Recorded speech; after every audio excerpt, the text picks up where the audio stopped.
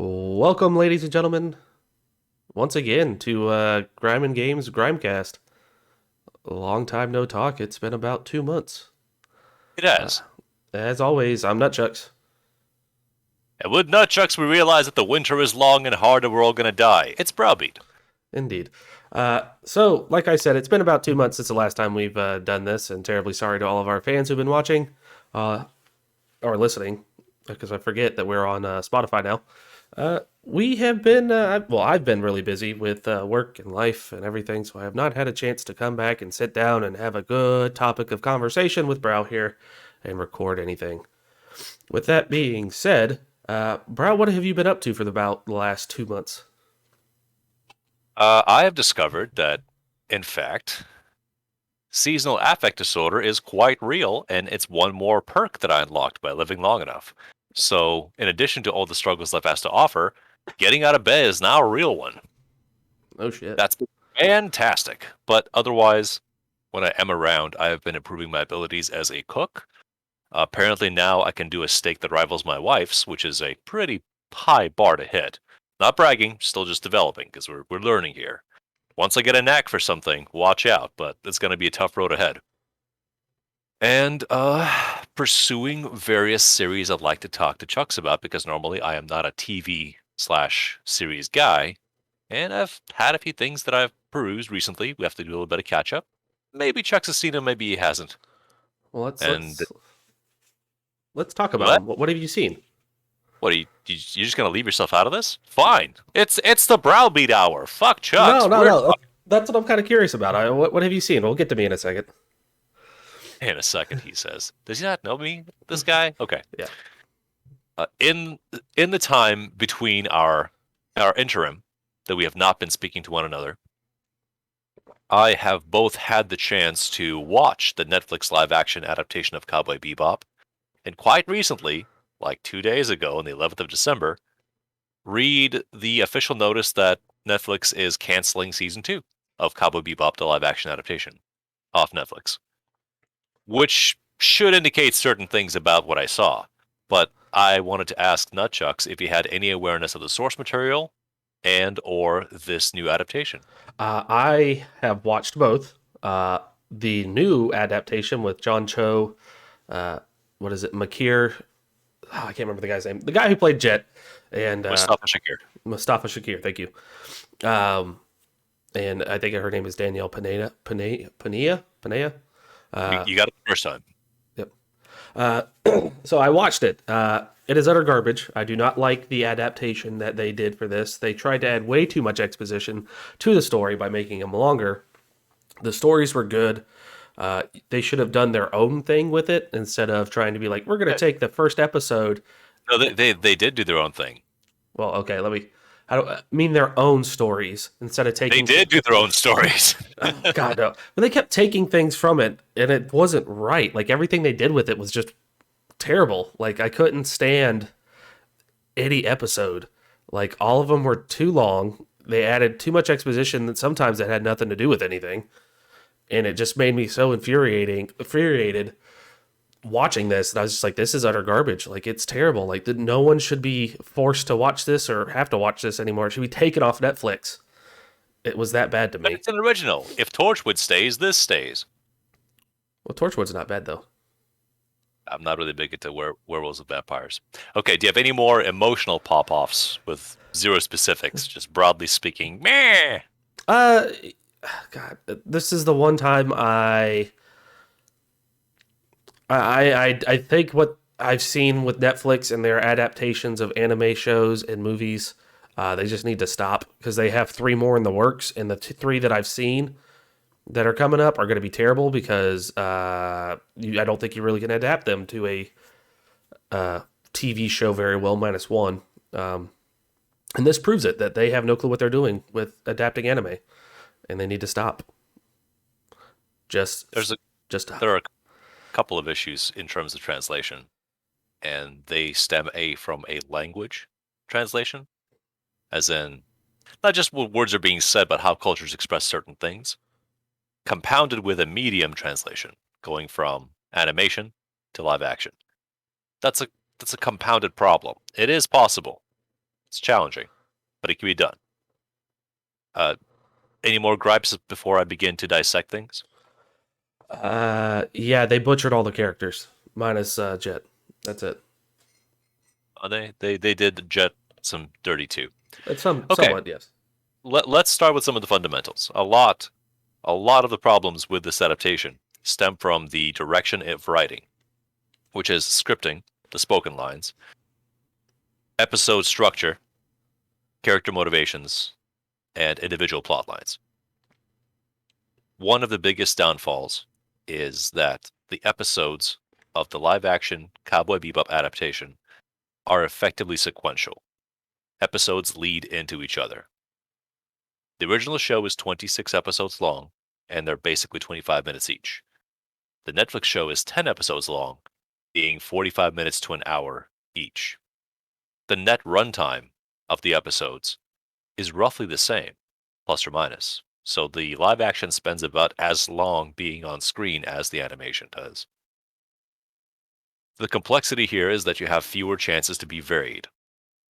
Since Bebop had an episode here and there, the anime did, that were similar, but most of them were going after bounties, and bounties create variety. They create a, if you want, monster of the week sort of situation. Yeah, the crew doesn't get paid very often. Yeah, they usually learn something along the way. Occasionally they succeed and piss away most of their winnings however they can. There were 5 canon episodes in the anime in terms of being about Spike, but arguably it was about the bounties. The Netflix live action adaptation of Cowboy Bebop is firmly about Vicious and Julia, which is their way of saying, let's take these characters who were in the show for about 10 minutes originally, let's dedicate a significant amount of time, as in half the runtime of the show, basically, to them. Let's give them fleshing out and backstories. And I knew that this would be a problem. I didn't know quite how bad until the end, because again, I forced myself to keep watching through, taking creative notes like I do. Like human beings just go, this sucks, and change the channel. I go, ooh, let me figure out the granularity of this shit sandwich. Uh,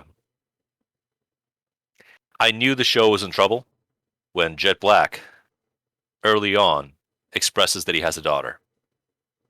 In the animated plot, Jet Black did not have a daughter. So immediately I thought, what is the purpose of writing a daughter in for this character? I gotcha. She's going to be in jeopardy at some moment. Either he will break her heart by disappointing her because he's a bounty head, Jet Black is, or she's going to be kidnapped. Spoilers, both things happen.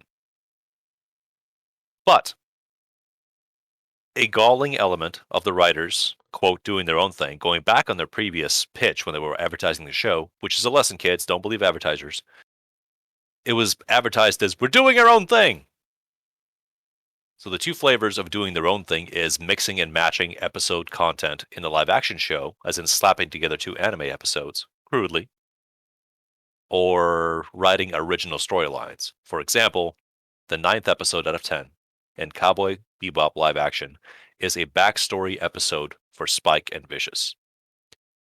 For comparison's sakes, the backstory of Spike and Vicious in the anime is either spoken about for maybe 5 minutes during the entire show, and you get one brief flashback of them doing a gunfight back to back, implying that they were either working for the Syndicate or just being toughs on the street. Everything else is inference. Here, we get a buddy cop sort of episode where Vicious is written in as being a prince, if you will, within the underworld, who has a responsibility to take over someday and not be a big whiny crybaby while being mean and cruel about it.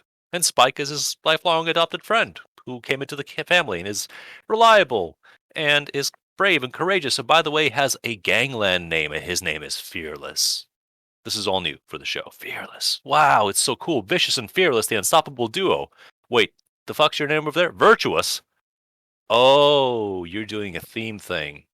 As if every character in the Syndicate that has a name has like a kanji for a name, and the kanji means something. I want to meet Hungry. I wonder what Hungry's like. Anyway, what the writers choose to focus on is virtually incompatible with the anime series. If it were reskinned as something else, this might have been a run-of-the-mill average show. But of course, we compare the new product with the original. Chucks, you mentioned that the characters got done dirty. A lot of fans were complaining that John Cho, the actor who portrayed Spike Spiegel, is too old to be Spike Spiegel. Well, here's where I lead the discussion. Spike in the anime is written to be 27-ish, but he's got an attitude of a much older person. Not quite a burnout, not quite a boomer, but somebody who, despite their youthfulness, just has a very damaged perspective of the world. So they have leaned all the way into Taoism as far as they can take it. Whatever happens, happens, that kind of deal. They have some sagely wisdom, but they're mostly faking it because they just want to avoid trying to think about their past. Having John Cho be a guy who's almost 50, that the swagger fits. I don't care that you think he needs to be young. The attitude fits the portrayal. The portrayal is, yeah, I know gunfights and kung fu, but I'm kind of over it, you know. Still, Spike Spiegel's character, despite being less funny and more grumpy, mostly maintained. Jet Black's character is cast as a black man. The anime character in the West was voiced by a black man. I think Mustafa Shakir does a fantastic job portraying that character because he just clicks with the body language, the tone, the various comedy beats, and the griping. Yeah, you know, that's. I don't mind the recast. Cool, you're doing the character justice. Regrettably, Daniela Pineda, who was portraying Faye Valentine, was given very edgy dialogue to say. And Daniela, as an actor, seems capable in the TV world, and she delivered the lines that were given to her to say. But the words that were offered for the actor to say were mostly bukkake jokes, 14-year-old swearing, and queer baiting. So the actor wanted to get paid. I understand this. That's not a good character turn to make. Chucks, what would you, if you remember the anime at all, what was Faye's primary motivation for doing anything in the anime? Money. Specifically, why? Oh man. Specifically why? Where did all of her money go? She has debts. She had debt piled on her by that what's his name? Whitney Haggis Matsumoto. Yes, thank you. But that's not why. Then tell me, sir. She had a gambling addiction. Oh, that's right. Constantly, every payday. Yeah, put a little towards the debts or just run away and go gamble. Faye, these are, Jeff Thu said it better, Mother's Basement. Faye is lazy. Faye is grifting in the most effort economical way possible. Yes, Faye was drawn to be sexy, but you can be passively sexy and do nothing, which worked for Faye just fine. Faye only decided to pursue bounty hunting as an install grift once she associated herself by accident with Jet and Spike. The very first episode of the animated series takes place on this place called Tijuana, which is where the show also takes place. But the opening of the live action show is lifted virtually wholesale from the Cowboy Bebop animated film. Except for in the animated film, the hostage situation in the opening was at a convenience store. Whereas in the live action show, that same scene takes place in a space casino. It takes place in a space casino because that was the third episode of the animated show where the gang met Faye. So Faye gets to show up in the first episode of the live action show. Yes, this is confusing, but the question also rises. Why do you need to clamp together 3 episodes or 2 episodes on a movie opening in one live action episode? Why would you need to do that? Oh, because you have fewer episodes with longer runtime. So now we're going to pile shit together. I'm not going to dig super heavy into every piece of the show. But since, Chucks, you offered me the floor, let's fucking go. The character of Vicious is given to an actor who apparently whose entire screen direction was make your eyes bug out and look angrier. Yeah, that I didn't. Oh. I don't blame the actor. I blame the direction and the writing, because the writers decided we need to give Vicious front center stage.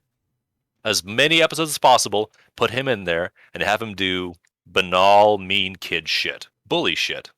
And make sure, in the show he's got a katana, but make sure he uses it a couple of times. We need to have a Star Wars, right, not Skywalker.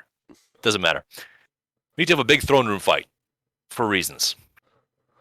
And of course, they wrote in more words and more events, and none of them land. Even though I really appreciate, I think it's John Noble, I think, Denethor from Lord of the Rings. Nice to see the actor. Shame that he doesn't have much to do here. So Vicious is on the screen all the time, and he has to be a big sulky baby who's going to betray the syndicate and seize power from the throne from his father. By the way, fun note: the throne room of the three elders of the Syndicate Council, apparently, it's people sitting in weird frog face masks. And the reason they're weird frog face masks is because in the anime there were three super old stylized Chinese men with big like eye flaps, if you like. And so the show creators thought, well, that's kind of racist, right? We can't have three super ancient Chinese people with weird faces. Let's just cast those super weird old Chinese faces and put them on other people, probably white people.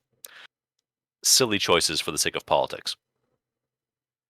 So Julia is the other part of this equation that's a problem, because Julia was a competent but mysterious woman in the show who clearly Spike had a softness for. That's one of his main motivating factors. But now, in the live action show, she is a beautiful, aspiring young woman who works at a nightclub question mark. It's a combination between a social hangout with sexy overtones and a classy jazz bar. Hard to say. But this character catches the eye of both Spike and Vicious in their flashback, which is why Julia is now married to Vicious, which doesn't make a lot of difference. And he's a terrible spouse, and she's a wet blanket. But then the mystique of the show, supposedly Game of Thrones style, is that Julia begins to have aspirations to run the throne. So when her husband blurts out all of his plans to Julia about, I'm going to betray them all, Julia thinks, I bet you I can out-betray you. Let's go with that. And again, spoilers to a terrible show. There's an iconic showdown between Spike and Vicious because that happened once in an anime, I heard. And Vicious gets the upper hand in that fight because the audience is left to expect, are you going to go beat for beat with what the anime did? Or are you going to go your own way? The answer is your own way because Spike gets to parry a sword with a chair left behind in a church, and the chair breaks apart into two tonfas, baton weapons, if you know what that is. And then Spike throws away a baton and then sort of fights with the other one for a bit until he knocks the sword out of Vicious's hands. Well, he doesn't do that. No, I'm sorry.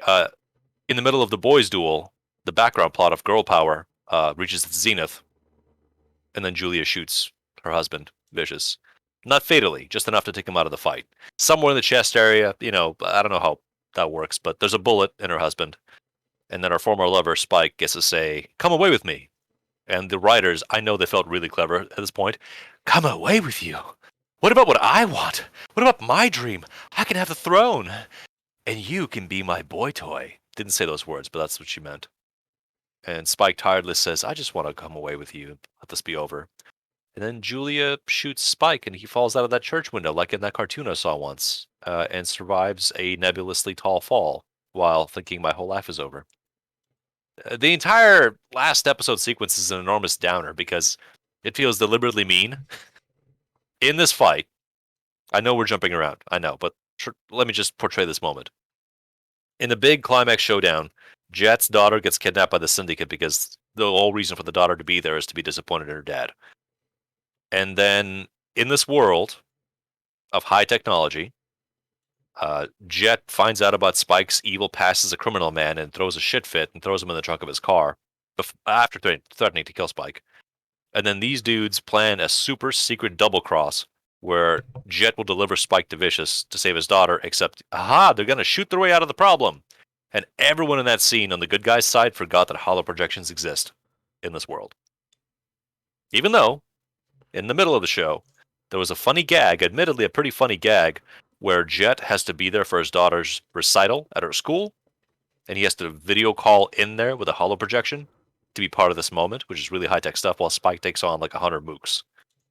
It's a cartoon, basically, in live action. I'll go with it. But the good guys get super cornered. They're captured. Jet's mechanical armor is broken. They might as well trash his ship. Faye comes in to save the day with her big guns because girl power. And after all of the difficult scenes are resolved, Jet is sitting on the curb while they adopt a family, his divorced wife and her new husband, who used to be Jet's boss as a cop, I guess, get to show up. The daughter screams, "Daddy!" to the adopted father, runs off into his arms. Everyone looks very disappointed with Jet Black, and they drive away. And then Faye shows up and says, tough shit, dude, but I'm really excited about my new sexual identity and my history and past. I'm going to take off, so bye. And then his former friend Spike shows up, and then Jet, with one arm and busted leg, says, criminal scum, I hate you, go away. If I ever see you again, I'll kill you. And then Spike wanders off the other way. And I'm watching this thinking to myself, if this is how you're going to end season 1, did you know there's not going to be season 2? Because this is dour ass shit. This is the gang is broken up. No one's coming back. Everyone hates each other. Go fuck yourself. Only to cut to Spike Spiegel sometime later getting trashed in a bar, stumbling out the back and then falling flat on his face. And the show introduces the 4th cast member, Radical Edward. Terribly Oh, cast. Well, no, I don't think it's terribly cast. It's somebody's first role. And the direction was just go do a cutesy, zonky boinkers anime thing, but in real life. And the effect this has is cosplayer energy at an anime convention. It does not translate well to most audiences, much less mainstream audiences. Worse yet, to fans. As somebody pointed out in a very gripey podcast as well, Ed's hair in the show is messy. It's not a super big drill hair wig thing. It's just messy ass hair, much like Spike's. But they decided to saddle the actor with a large, angular orange wig and reflective goggles. Yep.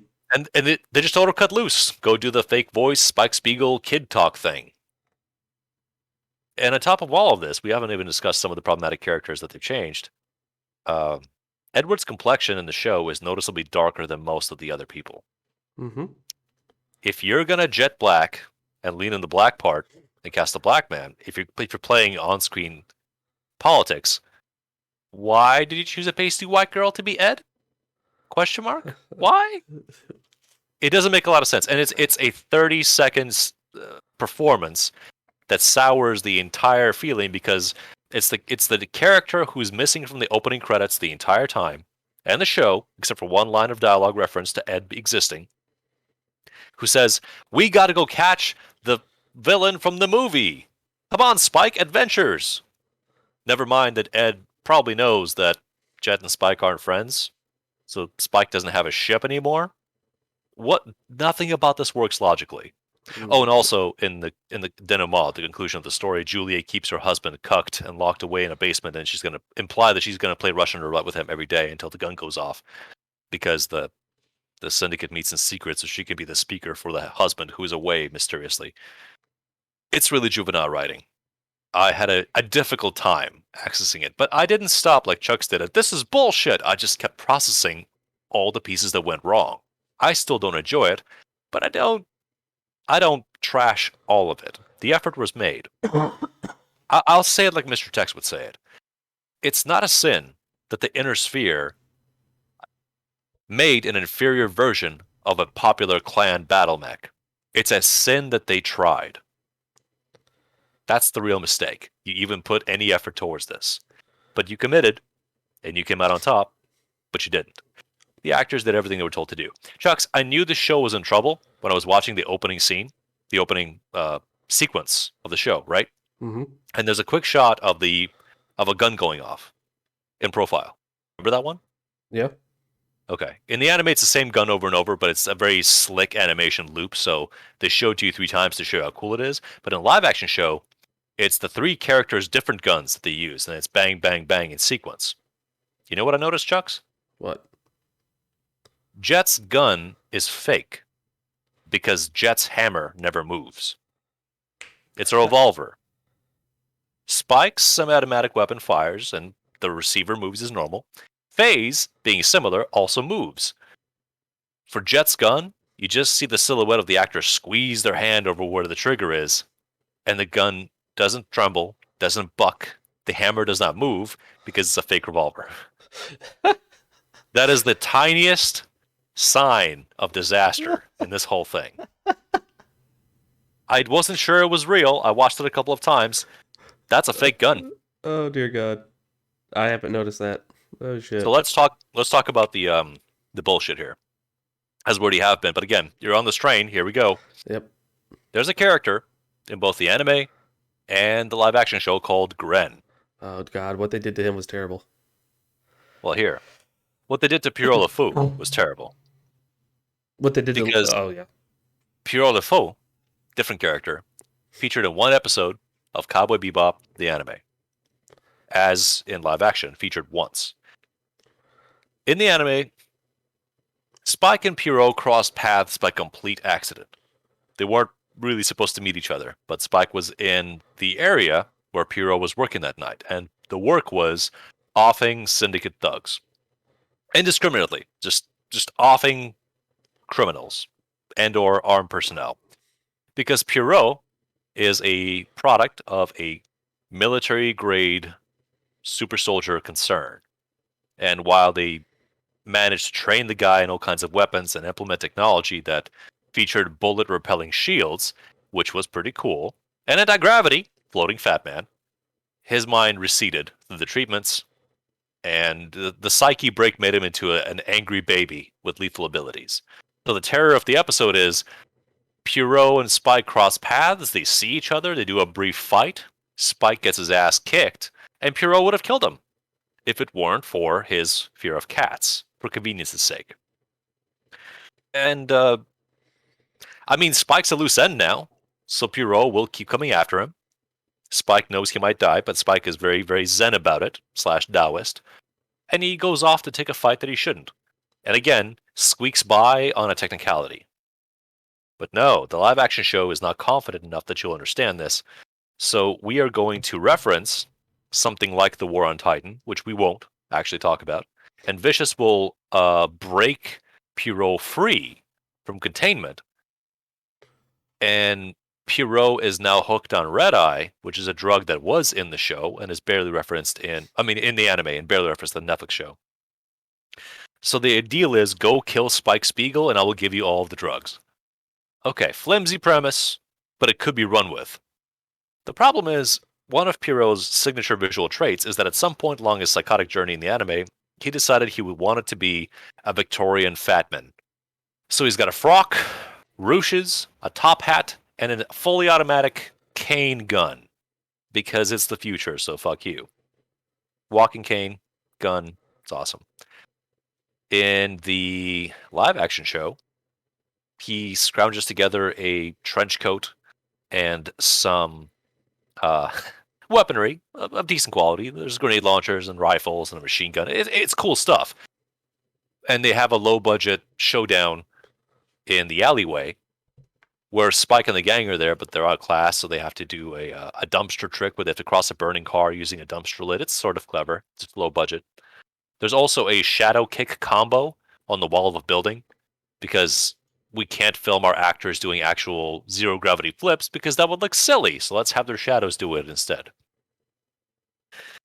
And then, since the villain was rebuffed, the show contrives a way to issue a challenge to Spike, and that's not important because I refuse to acknowledge what they did to Ein. And Pierrot stumbles across an abandoned amusement park, and in that park is a display case that contains not a clown, but his signature outfit, if you will, on a mannequin. And on the glass, the title says Ton Pu, which is the name used for him in the anime, Project Ton Pu. Now here's the kicker, Chucks. You probably caught this, but just in case you didn't. Pierrot walks with great fascination towards this display case of the suit inside, knowing this is his destiny in his heart. And he begins to quote Blade Fuck Runner in French. I did not know that, actually. You did not know that? Okay, it gets more insulting because as he's talking about, oh, all these moments will be lost like tears in rain in French, I bet the writers felt so fucking clever. it implies he's going to put on the outfit. The very next scene is Jet questioning Spike's background, saying, with your abilities, it means only one thing. You served, right? And then he goes, where were you stationed? Tannhauser Gate? Chucks, you've never seen Blade Runner, right? I have never seen either Blade Runner. Okay. I'm going to spoil something for you. Amazing movie. Watch it anyway.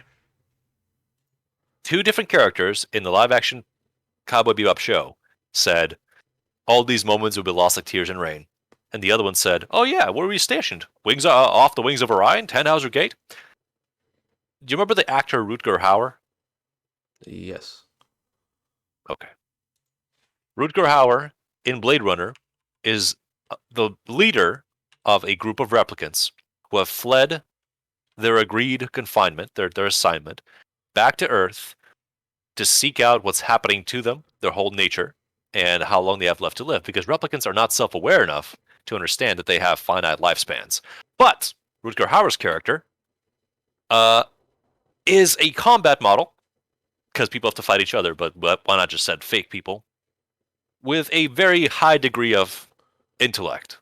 So he's piecing things together very quickly about his own nature and such, realizing that all their memories and feelings are artificial, but it's better than nothing, so they can at least be people much as they can. At this point of the film, we're headed towards a final altercation because Harrison Ford's character really needs to track down Rutger Hauer's character. And Rutger Hauer's character confronted his creator, realized there's no way to extend his lifespan, and he's beginning to feel that he's going to die pretty soon. Planned obsolescence. So, Rutger Hauer's character and Harrison Ford's character have a scuffle on an abandoned tenement on a rainy night, because they're all rainy nights. And Harrison Ford's not doing very well. But Rutger gets him out of a tight spot, and then, feeling his demise pending real quick here, squats down, eyes him, and says the following words, almost verbatim. I've seen things you people wouldn't believe. Attack ships on fire off the arm of Orion. I've seen C-beams glitter over Tannhauser Gate. All these moments will be lost like tears in rain. Time to die. And the character dies. And Harrison Ford has to stare at what is an unkillable machine, basically admit that its time is up, and then expire. So you might understand how much it upsets me that a writer ripped off a phrase, split it in two, and gave it to two characters, context-free, to try and enrich their world. Do you get it? That'd be kind of infuriating. Yeah, man. That being said, please watch Blade Runner at some point. I'd love to talk to you about it, because that was a film that came out, didn't do well commercially, and 30 years later people praise it. It's the same critics that panned it said, this is amazing, required viewing. So Bebop's live-action show got a lot of issues. We're going back to Gren. Gren in the anime was a war survivor. You could say veteran. That's not fair. Gren made it, barely. But Gren was captured by a different side. And as a prisoner of war, Gren, the soldier, was experimented upon with various substances and medications, because fuck it, we've got the capital, there's not really a centralized government, we can do what we want. And in their contrived backstory, Gren was given drugs that started to affect Gren's hormones very heavily, so Gren, person with penis, grew titties. And was already slight to begin with, so the effeminate figure gives you a bit of a hermaphroditic payoff, if you wish. But in the show, in the anime, Gren was introduced as a drifter, as somebody who's making their way from town to town and plays a real mean saxophone, lending to the musical identity to the whole show. And then Faye just accidentally runs across Gren. Gren's in town because Vicious is in town, because they served together in that war. Vicious made out better than Gren did. And, well, basically, Gren feels the Vicious did Gren dirty and would like to get back at Vicious because of the whole Red Eye situation. There's a little more to it, not that important. So Gren is a combatant, hardened warrior who loves saxophone and basically is having a very gender confusing time because Gren did not necessarily choose to experience increased femininity, but it's happening to Gren anyway. Okay, okay. How does Netflix's Cowboy Bebop handle the situation? Okay, Gren is gender ambiguous and reads as queer slash trans because Gren is a male appearing person with highly feminine effects, and Gren helps run the nightclub where Julia works and acts as the gay best friend. That's mostly the persona, is acting arch and fey and friendly, but also very critical and emotional support. And at one point pulls out 2 guns for a standoff that goes nowhere. That's the character. There you go. That's sheer tokenism. Gren is there to help Julia on her journey. Her journey being 85% nothing / spousal abuse and 15% I'm gonna take this shit for myself. Yeah. The Terrible. nightclub is run by a woman named Annie, who was from Spike's past, and Annie apparently had dealings with the syndicate, but now runs a convenience store. Nope, not good enough. Annie here is a empowered brown woman who runs this safe haven and hates the syndicate, but will totally serve drinks to the syndicate. Who I don't know this man. I want to look him up. The flashback episode Heavy, the gangster Heavy with the scarred up eye, that actor. Uh-huh. That actor did a really good job just being that actor. The scarred up criminal experienced captain. That was good shit. It's a very narrow role, doesn't save the show, but I appreciated that. The reason I bring him up is that that guy was seen at Annie's as a regular, sitting by himself. Anyway, I think we can largely... No, wait. Jet's ship was not in the show. Spike had his swordfish. Faye had her yellowtail. The hammerhead did not make an appearance because Jet's gun is fake. Just wanted to put that out there. He has a bike in this one. Yeah, they gave him a scooter because budgets. All those cool scenes that happen for combat and stuff, mostly just shootouts in a parking lot because budgets. The live action adaptation has moments of, at its best, it reminds you of episodes you already like. Yeah. Did you like the switch around of Brain Scratch? Because in Brain Scratch, the anime episode, Faye, looking to make a quick buck or escape her responsibilities, gets suckered in by a cult and is lost to them. So Spike, not wanting to stand up for that, goes to find Faye and almost falls prey to the very same thing. Except in this episode, it's just Spike who gets suckered in by a firm pretending to look for a lead that lays down on a VR table, and then his brain is kidnapped by a VR, and he has to suffer an existential Groundhog Day loop where Julia is the attack vector the AI uses to crack into his psyche. But Faye is otherwise unaffected and is being a badass out there. The man-hate energy in the show is intense. It is difficult to stomach sometimes, but it's also not sincere because it's just what Netflix is trying to capitalize upon due to sentiment. That's where the dollars are. That's why it's a check-a-box. Go ahead, Chucks. I've been talking for a while. No. To me, the show felt like you said, it has its good moments. It makes you think about certain parts of the series, but when you watch it, it feels like I'm watching a high school play. Like when LeFou gets flown off into space, like the background looks like it's at a high school, and you could almost see the strings pulling them up. You're just like, oh my god, this is fucking terrible. Like they didn't think this all the way through. None of the scenery is done really well. Besides Mustafa Shakir, like I said, I think he did a pretty damn good job, minus a few moments.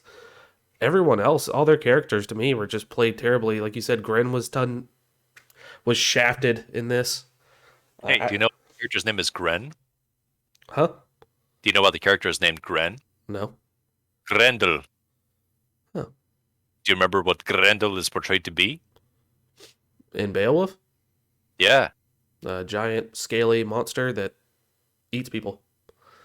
Specifically misshapen. Yeah. The physical form is deeply troubled because it was a pairing that was not meant to be. It's a byproduct of turmoil. Hence, Gren, their body's doing something that's... I mean, they didn't sign up for that. But now that it's happening, I guess I'll make the most of it. But no. Don't worry about that. We can ride around that. Yeah. Oh, dear God. Well, yeah, no. I just kept watching and kept getting frustrated. And like you mentioned, the end, I couldn't tolerate how they did the ending to that. Like, I want to be in power now. Like, by the time, excuse me, Spike and Vicious are fighting in the top of the church, Julia's already been killed in the anime. She got her back of her head blown out. Nope, that is not true. That is not true. If I I thought may it for a was. second. Or I'm thinking of the wrong The episode. All right. church thing is a signature moment from the anime that the show pretty much knew they had to borrow. But if Mhm. we're not going to do Teddy Bomber any justice, if we're not going to do Ivanov any justice, we can't have a showdown at the top of a skyscraper. That's just not visually distinct enough. So we're going to lift from episode 5 in the anime Oh, that's right. That's to replace it with where it would go in episode 20 fuck 5 in the anime. So we're going to take a middle confrontation, as dramatic as it is, it's not the end of the story, and we're going to press it as the final countdown. Now, are you allowed to have the love interest step in at the right moment and betray everyone? Absolutely. Yes, you can do that. Subterfuge is allowed. Please go do the thing. If a person believes they can't meet someone in force, then guile will do. I'm not saying you can't do that, but this felt exceedingly cheap because I'm sorry to do this to you, Chucks. Do you remember Jin and Lin from the anime? yeah. The brothers. Yeah, The, Shin and Lin. yeah. They were in the show. They were in the Netflix show. Did you notice them? Nope. Okay, so Lin was the elite female bodyguard to Vicious, who was in the backseat with Julia, and Shin was in the front seat. Oh. So, because love and girl power, Lin asks Julia, "Hey, do you love him?" And Julia says, "I guess." And Lin says, "You should be with him," and then strangles her brother. But Uh, it's not her brother though. It's not her brother. It's a different character named Shin. Don't worry about that. But these are the characters you're pulling from. The anime characters are in a live action show, and you're doing a big drama while not signposting who's who. Just I've seen that face before. So Lin causes the car to flip, which could have possibly killed all of them, and then is too crippled to continue that moment and offers Julia Lin's gun.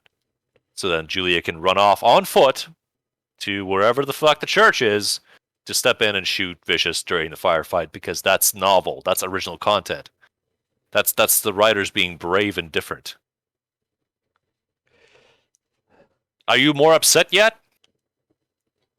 no, it's I've already hit my maximum pissed offness with this show. Okay. Let me pivot to something else then. Because hot on the heels of Netflix's original Cowboy Bebop live action adaptation, through Scuttlebutt, I decided to check out Arcane. Great show. You've watched it? Watched all of it. You watched all of it. How long is the show? 9 episodes. Okay, interesting. And what is the show based on? League of Legends. Slash Runeterra. They prefer that you call it Runeterra, but they build it as League of Legends. I've never heard of Runeterra, so I know it is League of Legends. What the hell's Runeterra? It's the world it's set in. Ah, Okay, so how much League of Legends do you know? jack shit. That's all I know is that show. And that is the perfect way to watch that show. That is the Exactly. perfect way. Because, I mean, do you mind if I talk about the show too, since we actually both happen to see it? Yeah, we can, but give me 2 seconds. I want to ask you one question, and it's pertaining to anime. Okay. With Cowboy Bebop being announced a week later, did you hear what was announced by Netflix? No, I did not. They showed the cast of who's playing the live action One Piece, and I want to bang my head into the wall. Oh, it's Chris Pratt, right? Yeah, exactly. No, it doesn't look. That's what I'm saying. So they've announced 3 shows. They've announced the cast of One Piece. They're doing Yu Yu Hakusho, which I do not think they'll do justice. And your favorite anime of all time, sir, Gundam.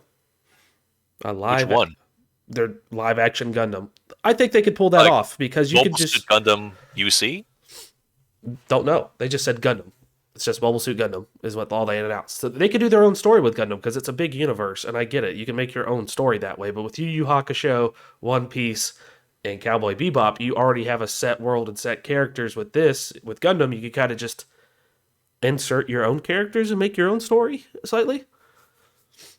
and just keep to Yes, certain with an content. asterisk. Yes, with an asterisk. Yeah. You could do a number of things, but I'm not sure they can. Chucks, let me put it this way. Backstepping for a second. There's a signature element within Cowboy Bebop. There's a phrase that's never spoken aloud. It's just the end text of one episode after an event happens of some amount of gravity. And the text says, "You're going to carry that weight," which is a fan favorite cosmic statement about a mindset. But they instead have Daniela Pineda say something like, "You can't go out there and get yourself killed on a fight that doesn't matter. I'm not going to carry that weight." Which is a perfect demonstration of tone deafness. The writers don't know what they're working with. They watched it, they did the assigned reading, and they picked out the stuff. Whenever they hit something they could identify, they didn't ask, "But what does this really mean in context?" They think, "Oh, what can I do with that?" Which is comic book writing much of the time. Franchise comic book writing when you have established characters that are 70 years old. I'm not really that upset that Superman is pansexual in some other world. It's just that you're taking the established template of what a character power type and mindset is, and are just leveraging it to your particular needs. Cool. But if you're doing a live action, you're either drawing in new people to like the thing that already exists, or you're attracting the fans to your fun stream. Now, how can they screw up One Piece? Easy. No, that's no. I'm looking for specific examples. First of all, Nami's chest isn't big enough. Well, no, the girl who's playing it is like 16, so I'm not going to. And she has the petite body type, is what it looks like. I don't know. They all look, because Luffy and all them are pretty young, minus Zoro and Sanji. Okay. But what you're saying is post time skip, Nico Robin is going to be portrayed by Amy Anderson. It's actually going to be played by Mustafa Shakir. Nice. No, you can butcher this real easy. I mean, depending on if they're doing the same thing they're going to do with Cowboy Bebop, and be like, because I know Oda is working with the show. Oda is the guy who wrote One Piece. Yeah. Supposedly Shinichiro Watanabe was working with Netflix on Bebop. That was one of the headers. And what that actually looked like is somebody ran the script by him, and he glanced at it and said, "I mean, you're going to do what you're going to do, but just, I hope you might not fuck it up." So yeah, Oda is working with Netflix in their adaptation for One Piece. Please look forward to Black Clover 2024. Oh dear God, I hope not. Yeah, that would be terrible too. There's a lot of things they could do. I'm assuming the boat's going to be CG. It's going to be heavy. Oh, what boat? Shucks. There's only money for a parking lot. Oh, good point. Yeah. So One Piece is going to be gonna be filmed in front of a live homeless audience on Sunset Boulevard, right in Los Angeles. What's great is going to be a breakout moment, because when they do the fruit powers, one of the homeless will actually pull out some real ass shit, like the hobo no fruit. And so, yeah, they got a new star. Like, well, what's your powers? I can throw syringes. Oh shit! It's got hepatitis. We discovered the last meth bender. Hey, you okay? I'm great. Could you stop hovering, sir? You're blurring in front of the camera. Stop vibrating. Oh Jesus. They announced these shows, which honestly I'm a little more optimistic than you are, because I already start those shows with disdain. Yu Yu Hakusho is like three pretty good shows stapled together, and One Piece is a alt universe Dragon Ball Z. Yes, that's actually Oda based it off of Dragon Ball Z. Well, sure, and that those stories have a place. The thing that they will get wrong, that fans will be upset at, is the power progression or the portrayal of said powers, and some specific themes of character relations according to one another. That's what they will attack. And the unfortunate part is the audience's eye is drawn to aesthetics and specifics as opposed to any serious theming, narrative, or development or growth. Character growth in a show like this is hitting gear 4, not getting over the death of your brother in a tangible way. Yes, I'm referencing Gurren. It's I understand the kind of entertainment it is. And the mistake that was made by the show It's typified in a live action adaptation of The Witcher. People love the shit out of The Witcher show for the most part, and people who love The Witcher games were lukewarm on the show, myself included. Yeah, it looked pretty. We didn't hit a lot of the themes though. Not really. Like, Chuck's, here's another branch for our discussion here. Can you talk to me about the elves in the world of The Witcher? I cannot. You didn't watch the show? I did watch the show, but it's been so long. You mean you didn't immediately get ingrained in your mind? No, because it was like when it first came out. So what was that, a year and a half ago? Well, dude, don't you remember what you see? Not always. You fucking neurotypical. Anyway, the the prevailing sentiment of tension between the people in the world of The Witcher and elves is that the elves came before and they foraged just fine, but their civilization didn't hit the same stride as humans did because humans decided to get industrious and make various alliances. So when the climate changed and humans had mastered crop rotation, the elves were fucked. And then people seized the advantage and drove most of them out. Elves are an endangered fuck species.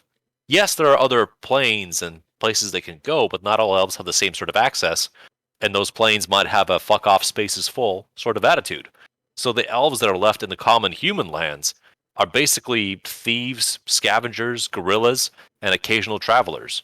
Not fucking welcome if your ears are pointy. And they have also refused to take on human methods because fuck them, we came first. It's our land. So it's a very difficult relationship. Whenever you see an elf character in The Witcher, they're either a hardened resistance fighter of the Scoia'tael, or they're wearing a hood over their face because please don't notice my ears, senpai. That's a tense relationship. And the show, and this is one example of how cultures rub up against one another in the setting that Netflix is not really interested in exploring because we're here for the simple things like, ooh, that man is actually a dragon. So a show like One Piece actually has a better chance of surviving within the Netflix audience, although the gamble is it's going to be pretty CG heavy because we're here for the cool powers, not anything else. And as much cleavage as we can sneak into a 16-year-old is politely available. Oh dear God, it's one thing to be drawn. It's another thing to see an actual human behind it. You're just gonna be like, Oh, it's easy. Just use the Yoko excuse. Yoko. For those of you who don't know, including Chuck's, yep, the character of Yoko Littner from Gurren Lagann is drawn either hot or extra hot. But if you look at the official stats in the bio, that character is 15 to 16 years old. But she's still drawn really hot. That creates a certain amount of dissonance among the audience. They go, oh, how do I feel about this? And the official excuse is, well, their world spins slower. So in Earth years, she's like 19. which I'm sorry, there's no way to say this otherwise. Which is the same as an animated mommy-son pornographic cartoon, where the opening line of text is, all actors appearing in this film are 18 or older. Oh, dear God.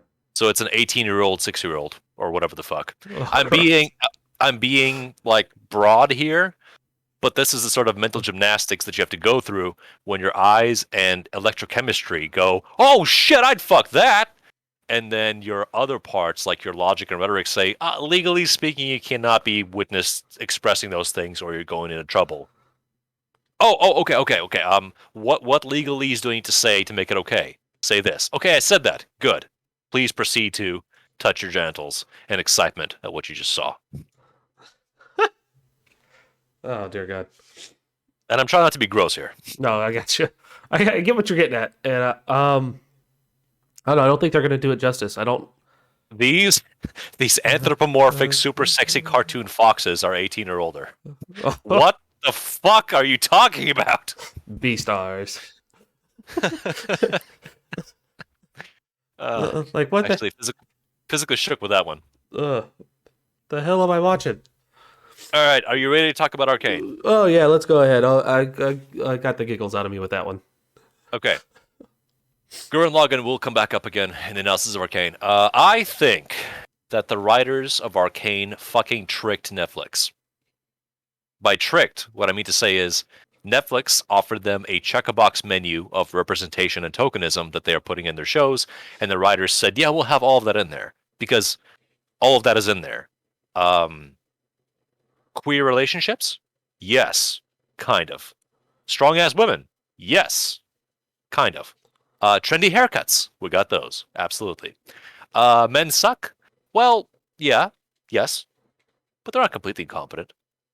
There's a lot of stuff going on here. Arcane took me by surprise, so much so that I think I watched it over 1 day and a half.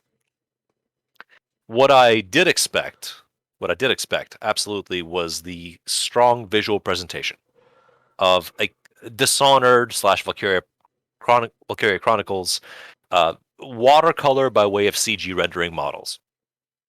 And they delivered consistently. I don't remember anything looking bad in that show. The styling, the geometry of the characters, the architecture, the textures themselves, the movement, and oh god, those eye movements were so on point.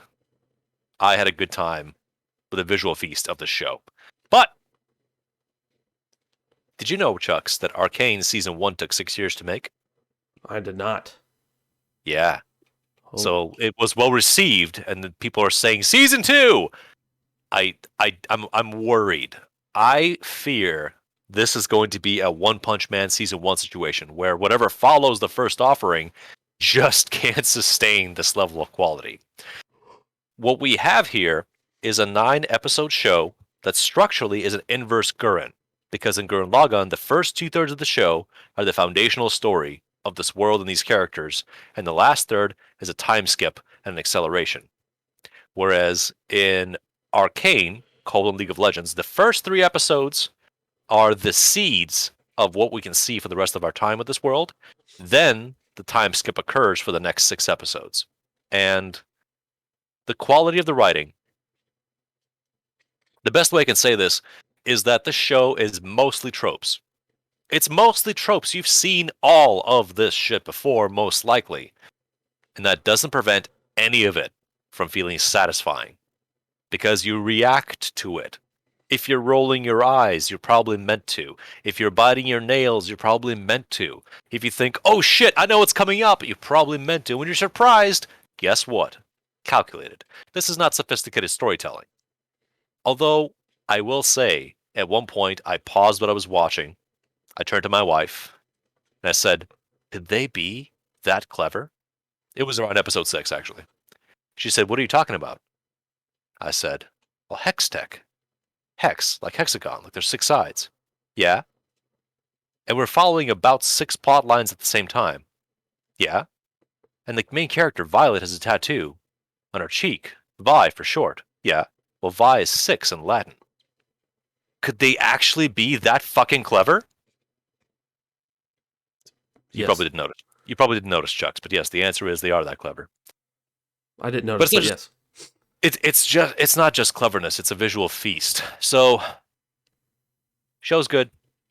We're gonna spoil it because fuck you. You're welcome to go watch it. Me talking about the show does not take anything away from it. I'm broadcasting that all of the things that happen, the drama, the suspense, the surprise, you could all see this coming. It doesn't do a you had no possible way of knowing blah blah blah blah blah. It is there. In the first 3 episodes, we get to see the characters that ostensibly are going to be somebody one day. Now, Chucks and I, we know very little about League of Legends. So the fans go in saying, ooh, that's that guy, and that's that guy, and that's going to happen here, and I know they're safe because they're people later in the game. We were spared that. We're not biding our time, waiting for champions to become the champions that they are.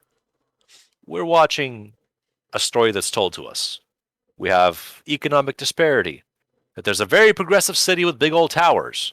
And then there's the lower regions of that city across the river that we don't talk about because that place sucks. We still depend on one another, but it's not discussed how that happens. The very opening shots of the show are some sort of strife and people losing each other in the gunfire. We are doing the thing where the people in authority have masks and therefore aren't people. dehumanizes them. But the conversation develops into the air being pretty bad down in the lower city. So the upper towners have to wear masks to even hang, to even sustain it. But that does play a plot role later on. We have Violet and we have Powder, two adoptive sisters, under the care of their father figure, Vander, who apparently used to be somebody in the community. Everyone respects Vander, and Vander owns and runs The Last Drop, a popular bar. And we don't really get a good grasp of what's happening up in Upper Town, but we do know that the kids in the ghetto love to go steal because it's fun, and they're gonna hit it back at the man, yeah, challenge authority, all that shit. And the kids pull a heist. They break into somewhere posh, and they find some cool, weird tech stuff, and they steal some pretty blue rocks, some of which spill out and cause an explosion that kind of ruins that part of the building. And then they have a scuffle scrap with some other punks in the streets, and they run home. The first episode, you can be forgiven for not being super drawn into because it's mostly Aladdin-style shenanigans with kids with colorful hair. And of the gang, there's the brave and brooding leader, Vi/Violet. It stands for violence. Who's a boxer, man. She's got the scuffle cuffs. She could punch out anybody. She's not afraid from no one, and her daddy can catch a bullet with his bare hand. Then you got the guy with the goggles, who is the big lovable fat dude, carries stuff and sometimes hits people. And then you got the guy with the Vegeta hair, who mostly complains and raises his eyebrows and sometimes fires off a gun. And there's lovable Powder, who well, she mostly just fucks up. She mostly just puts together trinkets that don't work. Also, there's the black kid who's the lookout. He mostly just watches this thing Echo likes to watch. This first innocuous episode gives you a visual promise. The show will look this good the whole time. Guess what? It looks that good the whole time. The next episode gives us a follow-up on that particular setup, as well as extra hints that the big evil man, the spindly hawkish figure with the ruined eye, might be a threat later. But we begin to see the flip side of the story, which is what's happening in Upper Town. And we have a beautiful visual sequence of a kid and his mom stranded in the snows somewhere. Some bad shit happened, we don't know. And that character, you don't know this yet as the audience of the show, but that is perhaps the single simplest and most compelling character motivation I have ever seen in a fantasy setting. You ready, Chucks? Hmm? We meet Jace, and Jace's character motivation for his whole life is, I saw a wizard once. Nothing really needs to be added to that, because in their world, while they have technology that we would consider to be pretty sophisticated, magic is a myth. Only the character that unfortunately has to come off as kooky and tottering gets to say, I'm 307 years old! I remember shit you had never heard of! Heimerdinger. Heimerdinger, yes. Who gets done a little bit dirty, a tiny bit, because, again, he's sort of the Jar Jar in behavior to this setting, but the audience is deliberately kept from understanding what's up with Heimerdinger. He's just a kooky establishment. He's the old professor. Oh, I invented fire! Oh, that kind of shit. But just the setup of I saw a wizard once is explained by the mage user that comes across Jace and Mother. He transports them from danger to safety in a visual, beautiful sequence. Apparently, that guy's a champion too. I couldn't care less. It's a wizard. And he leaves behind a token for the kid, a rune stone that the wizard tapped into to create the teleportation spell. And that stone is something the kid has carried his whole life, and his obsession is to unlock magic through conventional tech means. Crystals, in this case. Crystals that the kid stole. Also, Jace is a student at the academy under patronage of limited support. And him working on this magic shit is definitely off the books. So the kids expose Jace and his work as being A, illegal, and B, dangerous. They just fucked up his whole life. On a gag, because fuck you, establishment society, meh. Even though Jace also started from humble beginnings. His mother married into a tool making business. So Jace is the Howard Hughes of this story. Instead of airplanes, he's looking to make magic. Oh no, but it's good shit because it connects sensibly, and there's a trial, and they say exile this motherfucker, but then they say please keep him. Say fine, he's banned from the academy, but we'll leave him inside the city. And Jace very understandably sees all of his life stripped away from him, and is going to go kill himself.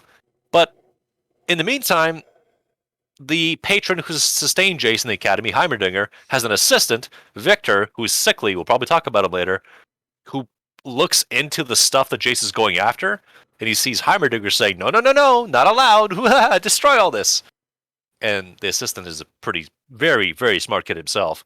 He sees potential in this, and then happens to catch Jace at Jace's low point and say, how about we try anyway? I mean, yeah, we're fucked if we get caught. We're double fucked. But what if we can make this work?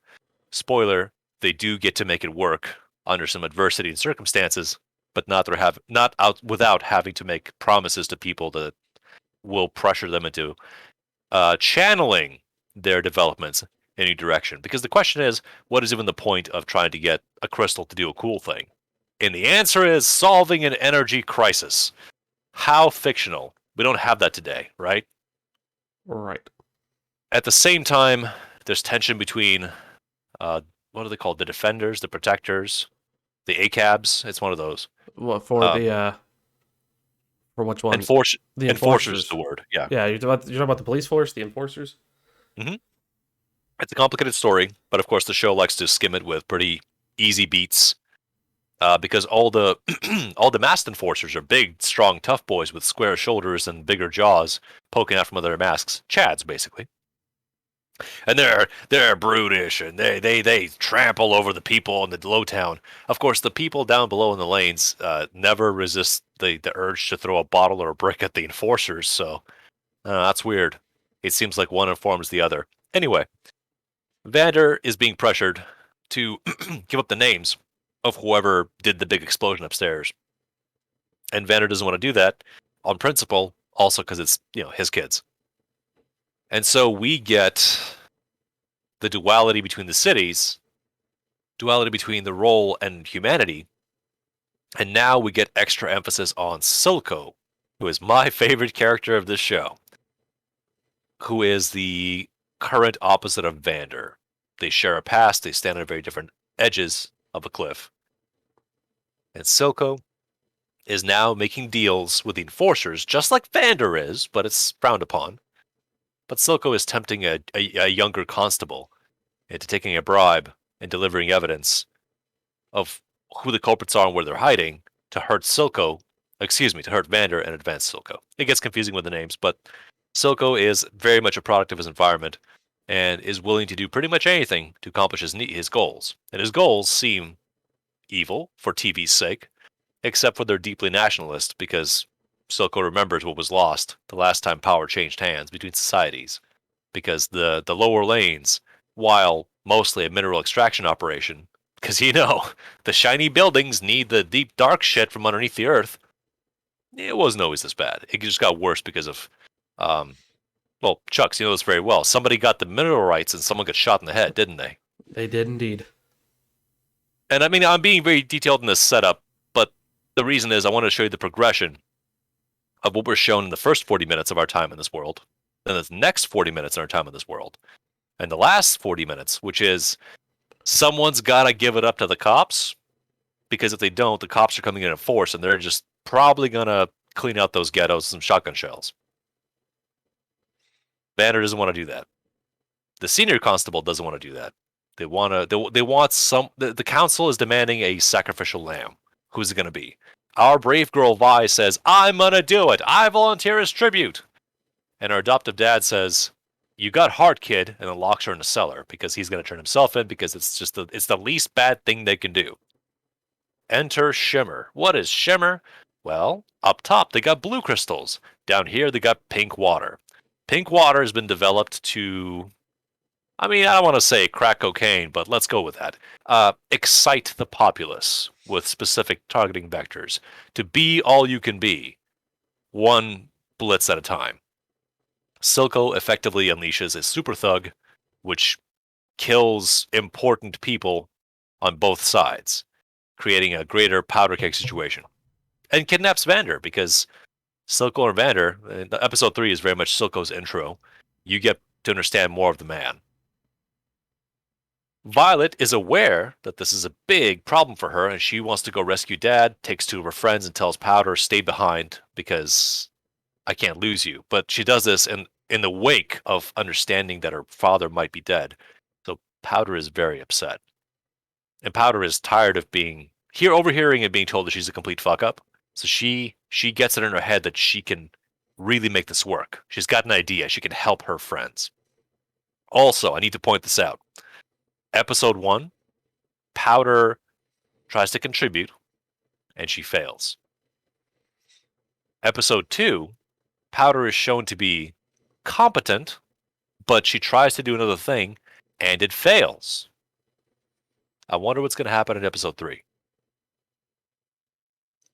We are driven towards a conflict at an abandoned fish factory, bringing up strong Dishonored vibes, where the crew of kids sneak in, because they're allowed to, it's an ambush, to try and free up their father. Silco appears in an ambush with his gaggle of thugs, his trusted retainer, and his brand new chemical patsy. And what I like about this is that Silco at this point he's a mob boss, right? You see this guy, you think, fuck this guy, he's just going to send all of his goons. You get a payoff where Violet, being the boxer of the group, shown to be very proficient at punching things, tells, okay, Fatty, I know he's got a name. Roll with it. Fatty, find us a way out. Rat Boy, pick those cuffs. Me, I'm going to try to hold these people off. Violet's about 16. Maybe. She's up against big boys, but she's got heavy gauntlets that her adoptive dad used to wield. And we get a pretty satisfying punch-out scene on a bridge walkway, a catwalk in the cannery, where Violet's taking hits, but she is holding her own. But it's tiresome. It's kind of the flashbacks to the Old Boy / Daredevil Netflix show hallway fight. Character is strong, character is nimble, but fistfights are very draining very quickly. Now, in this moment, I want to signpost that Silco's #1 henchwoman wants to step in. Oh, also, she used to be with Vander, this woman. But Vander betrayed her values, she took her heavies and went over to Silco's side. So her loyalty is negotiable, but she seems to believe that Silco's got her interests in mind. Silco does not allow his new bodyguard, to go in. He says, no, hold off. You stay here. Shimmer Boy, it's your turn to shine. So, Shimmer Boy drugs up, transforms, and shows Vi that she cannot advance. She can't beat him. Too strong. Father breaks free. Vander breaks free. At this point, he's unlocked by Rat Boy. And as all this is going down, there's about to be some holy hell raised. Powder arrives in the scene. And her solution, she was going to use one of the marching cymbal clappy monkeys as an improvised explosive device. And she takes 3 of the crystals, packs 2 of them in the body of the monkey, and puts a third one in between the cymbals so it would crack it open. Pretty clever design for a 7-year-old, I gotta say. Very nice. I'm sorry, Powder. We're not there yet. Powder is very talented. She just has, she's homeschooled, and it shows. And not a lot of guidance in life. A lot of temper tantrums as well. I mean, she lost her parents in a gunfight when she was like 5. It's hard. So, Powder sends in her little cuddly monkey through a hole in the wall towards the action happening on a catwalk in a prison cell, improvised prison cell, meat locker. And Chucks, for the first time, it works. Powder's thing works. Now, when it works, that means explosions go off. The monkey cracks the crystal, the energy is released. But Chucks, why did the camera show us 3 different cuts of that explosion? To let you know what the effects were of that explosion on the people around them. I mean, yeah, but why 3?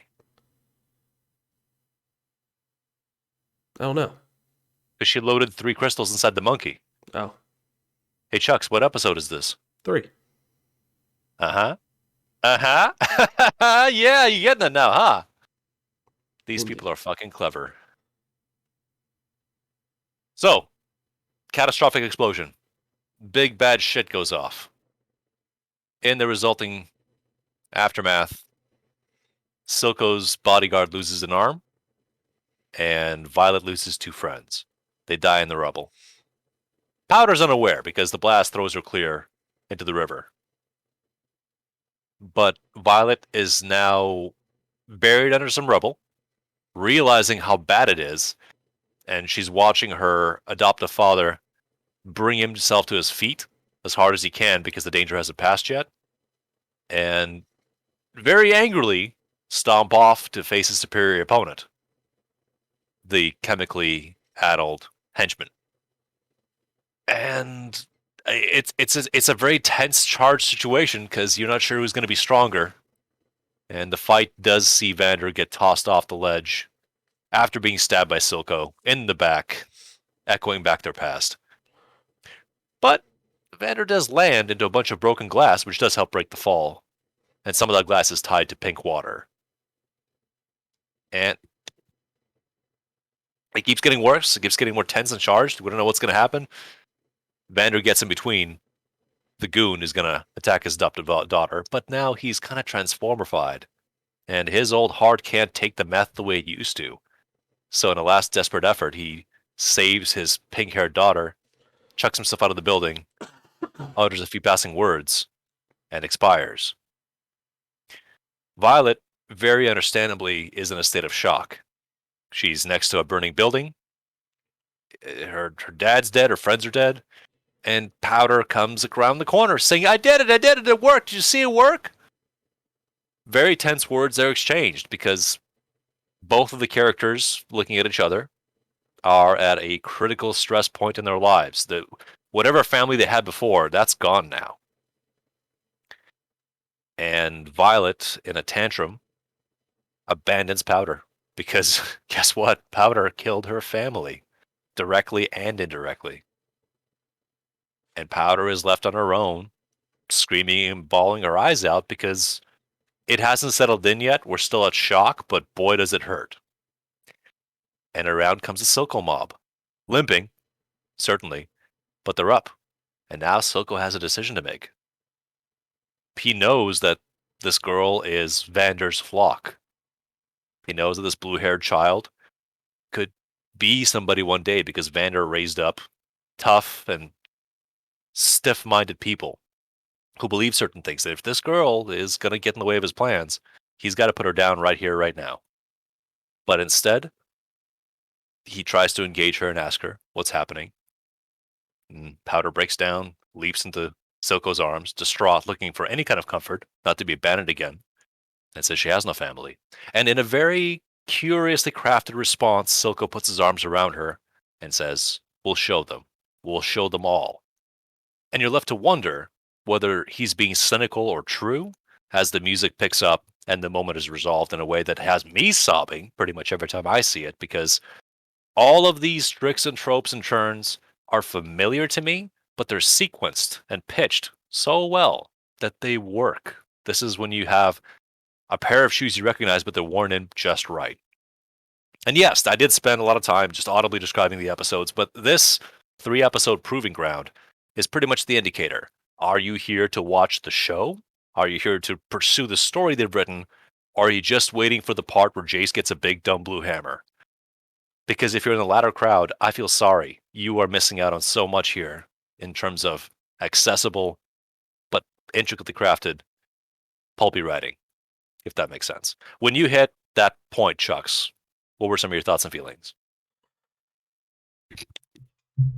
So I didn't get as emotional as you did, like as you were talking about, but I realized after that point, like this is actually a pretty decent written show, and that it had a lot of potential, and I wanted to see what happened from there.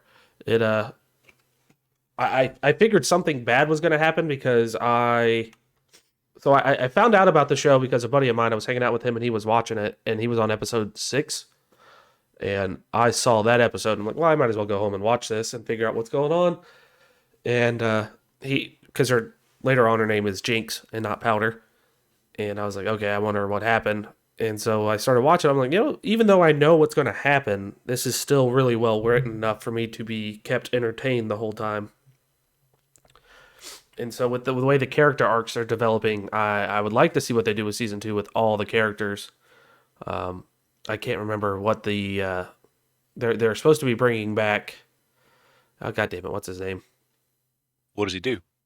The big gauntlet guy. You said his name a couple times, and now I'm drawing a brain fart. Well, they call him Vander, but Vander. there's high speculation because of a certain cutaway shot of a certain other secondary character who is important to the show, but is a champion later on. This whole deal is he works on people in a biochemical way. So maybe Vander's not dead, and maybe he'll come back as something else. Yeah, he's supposed to be Which coming back as which something else. it becomes less interesting, Yeah. unfortunately. But well, let me. Hmm. The reason it works so well is because if they're written as people who behave logically, as is logical to them, that don't share value sets, but you can see, I could at least see, how their ambitions track, so that when you might be compelled to yell at a character for doing a certain something, you can yell at them, but you can't blame them, because of course they would do that. That is what's most sensible to them. There's a throwaway, like a basically a Full Metal Alchemist moment, where Victor the assistant is doing research that he really shouldn't be getting into. But then when somebody says, "Oh man, well don't worry about it. We'll try again tomorrow," the implied sentiment in return is, "I don't have that many tomorrows left, my dude. It's this or nothing." And then he has a breakthrough in his research, just as the assistant who's been crushing on him decides to make her move and say, "Let's do a date." And she catches him with his pants down, literally and metaphorically, and tries to get involved. And then the ritual succeeds, but she perishes. You can just bounce off of that and go, "Oh shit," or "Yeah, okay, called it." I chose to linger and process the befores, the currents, and the afters of that exchange. Because that's one of those things that you've been not noticing willfully somebody making advances at you, but now that you caused their demise, that might shake your plans here and there. It's little things like this. With Jinx from being powder with the time skip, and again, I can't believe they actually landed the time skip so well. Jinx has all the manic pixie energy that I frequently find to be very irritating or tiresome. Haha, so quirky. The modern Harley Quinn thing. Oh yeah, I'm like bizarre, but I'm a weapons master and I can pick locks. Also, I'm ultra gymnast.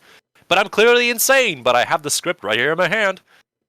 It's easy for you to write a character that just it takes me out of the fun zone. I don't want to see them, I don't want to hear them, just put it in parentheses, and then so and so appeared. However.com, with the portrayal of Jinx. You remember Cowboy Bebop? I do. You remember the phrase I said? You're going to carry that weight? Mm-hmm. Okay. So Jinx by herself in the show annihilates Cowboy Bebop, the live action adaptation, because we're given insights into Jinx's perception and the portrayal of grief, morbidity, intrusive thoughts, and high anxiety are distilled into a highly specific visual form of her friends always being around. The projected phantoms of the people she's killed are there whispering to her. And in some cases, you remember the fucking flare scene? Yeah. Before the time skip, Violet gave Powder a flare saying, "If you need me, call me. Uh, no matter where you are, no matter how far," as the song goes. And there's an episode 6, end of episode 6 actually. She fires off that flare, and the camera does a gorgeous pan around in a dusky canyon with blue spilling out from the flare. As the camera pans around, her dead friends are back to back with Jinx, and just it's the past made manifest. It's an unresolved altercation, misunderstanding, a divide, a fork in the road, and I don't find it to be trite. If you're using a spyglass to look at someone, you're making conclusions, and then the skittering, itching sound goblin comes over your mind, the camera pans over, and your dead friend with his hollow eyes is next to your shoulder. probably saying some mad shit. He's not saying it. You're saying it to yourself. But the externalization of that trauma is portrayed in a visual way that I find to be completely comprehensible. Maybe I'm fucked in the head. I'm not sure. I think everyone is, personally. But showing the audience this degree of persistent scarred psyche that no one's done anything to cure, to do anything positive about, outside of Silco, who basically said lean into it. Because you might see that as bad advice, but Silk was saying, I'm fucked up, you're fucked up, everyone's fucked up, make the most of it. What makes you different makes you strong. That is also not empty words, because this is a person coming from authority and trauma and compromise. And his entire modus operandi is, it's not the best this could be, but it's better than everything else. Roll with it. I thoroughly appreciate that. Very much so. Because this is a character that's written for me for me to hate them. Jinx is. And yet, I feel for her. While accepting that there's going to be some Harley Quinnisms that are there for the crowd, not for me. Any comparable thoughts there, Chucky? Not really. No. Okay. Well, these are very one-sided conversations, but at least you're listening. Yeah. So I hope it's good for someone. Yeah. I want to gush about the end of episode 7. Go ahead. You remember the bridge? I do. Remember the fireflies? Yes. They're not fireflies! Specifically, spoilers for the viewers, the showdown between Echo and Jinx. Because Echo grew up. Echo, apparently, through the metatext, is a more recent champion in League. Chucks, what do you suppose Echo's ability set is? He can manipulate time. Oh, well, what makes you say that? Well, one, I've read his profile. Two, and the clock. The clock is supposed to show that he can manipulate time and aspects where he can reverse and go back and forth. Okay. Did he use that power in the show? No, But did he, though? not sure. He literally, not the way that the audience wants to see, went back in time. What I find to be arresting about this particular standoff is that we have a scenario that you, as a current and soon former police officer, are very familiar with. Mm-hmm. Actor 1, who is unarmed or has a melee weapon, has to cross 30 feet to Actor 2. It seems easy enough, doesn't it? Except for Actor 2 has a ranged weapon. So that's the entire tension, is where do I put myself relative to their ability to fire at me? Okay, we have that established. Both combatants here are seasoned scrappers. They know how to do their specific thing. These current people also share a childhood. Echo and Powder used to run in the same circles, part of the same little clan. So they know one another. Echo has done a thing before with a mask, he didn't know who it was, where he had a stopwatch. Now, this is just a character flair thing. This is like my signature item or whatever. It's just a clock. It's just a clock. It doesn't do anything. If the show progresses later on, where the characters resemble their champion selves, will there be hex tech associated with the clock? Probably. Doesn't matter right now. Right now, when the two square off against each other at the end of episode 7, Echo produces the watch, the pocket watch, the very large pocket watch that doesn't fit in any pocket, actually. And he sways it rhythmically to the beat of a now personal, really well favored, possibly like really, really, really liking the song, Dynasties and Dystopias. And they use a 60-second clip of that song to inform the scene. The swaying of the clock, the camera positions itself behind, so it partly obscures Jinx, until on a swing of the clock, it's not Jinx anymore, it's Powder. When the camera cuts back to Echo, it's Kid Echo. And so in this particular fight, I know you know where this is going, just go with me here. I am. In this fight, they are returned back to when they were as kids. And the visual style completely changes to this blast of color, character, background, and theme animal going through the motions of how it used to be when Echo had a cardboard sword and Powder, had a bubble gun. And The charge is portrayed as both adult forms, firing and dodging, and kid forms, firing and charging. And it stops when Powder lands a shot on young Echo, and it splats on his sandwich board armor, and she's laughing with joy, and he throws his sword down in a pout. And then the scene snaps back to where we were left off, and Echo executes his charge, the music completely cut. It's just the sound of footsteps, flips, and hard packing sounds as fist and pipe meets flesh. So you're given this brief, musically accompanied, wild riot, if you will, of a whimsical combat scene.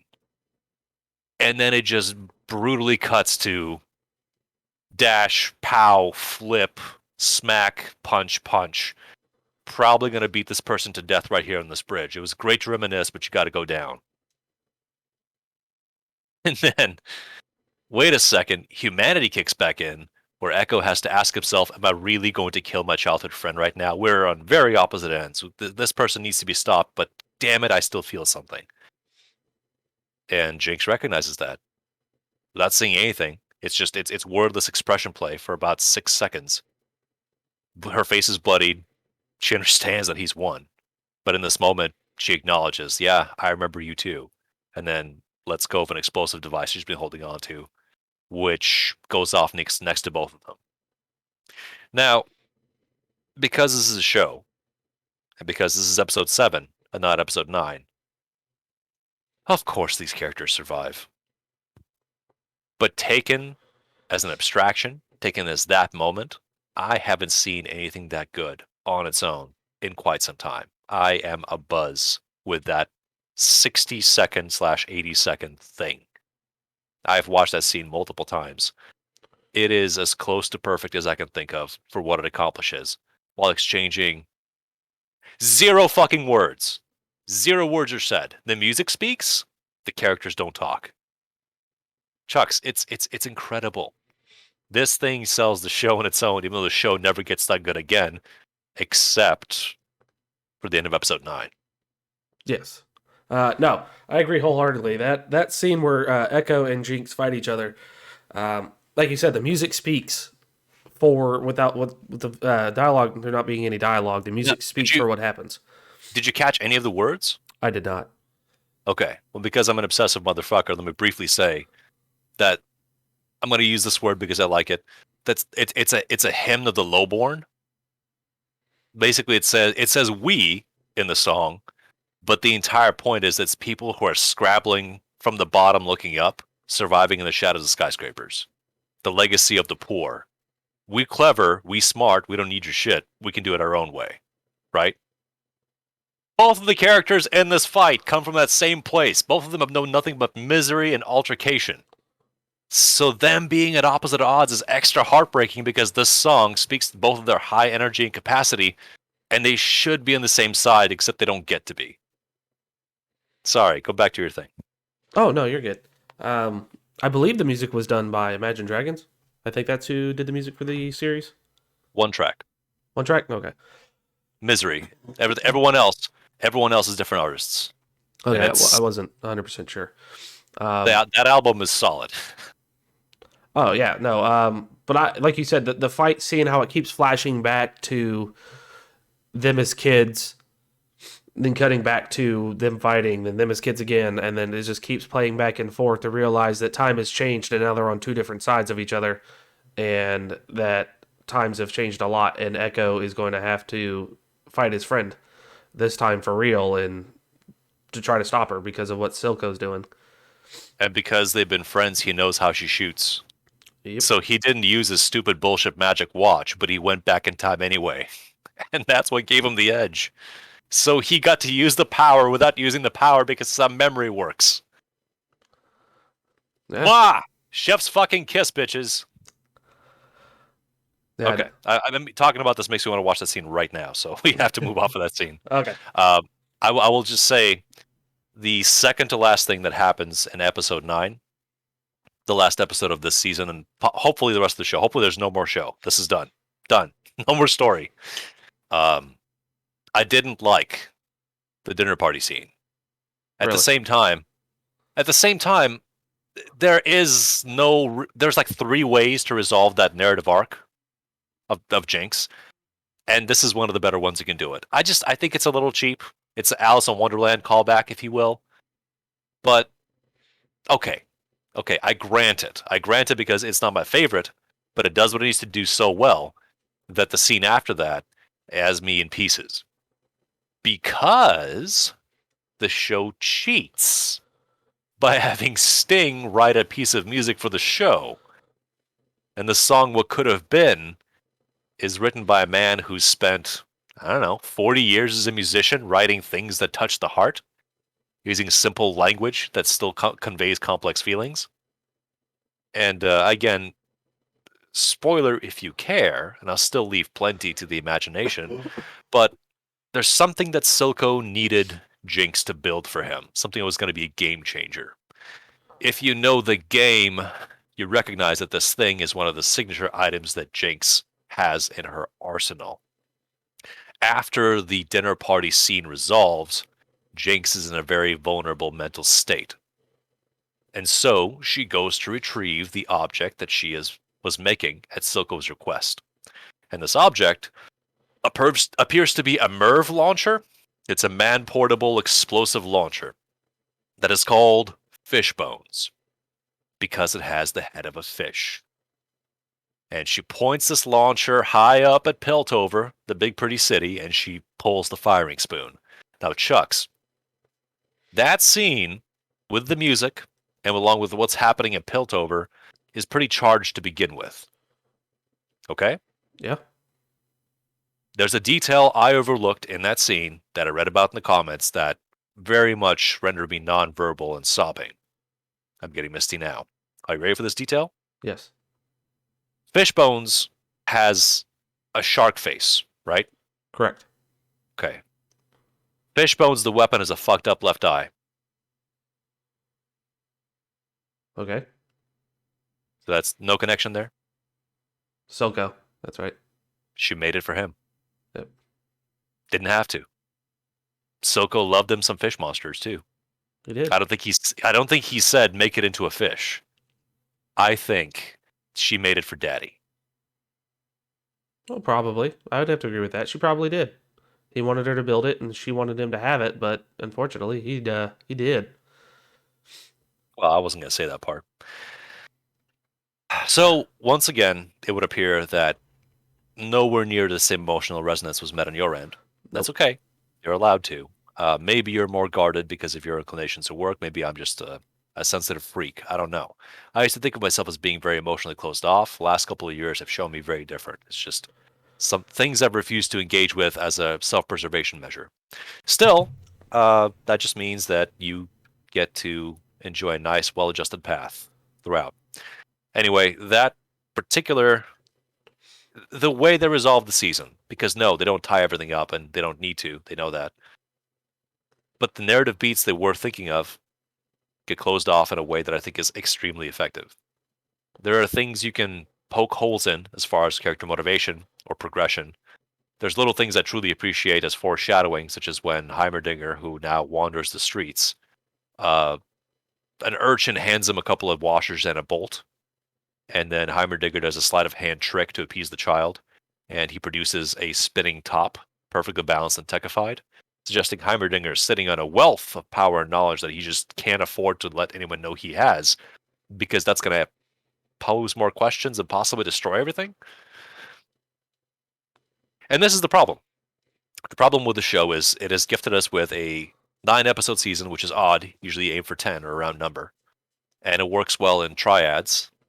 And it is, I believe that it took 6 years to make because this thing is dripping with quality. I adore it.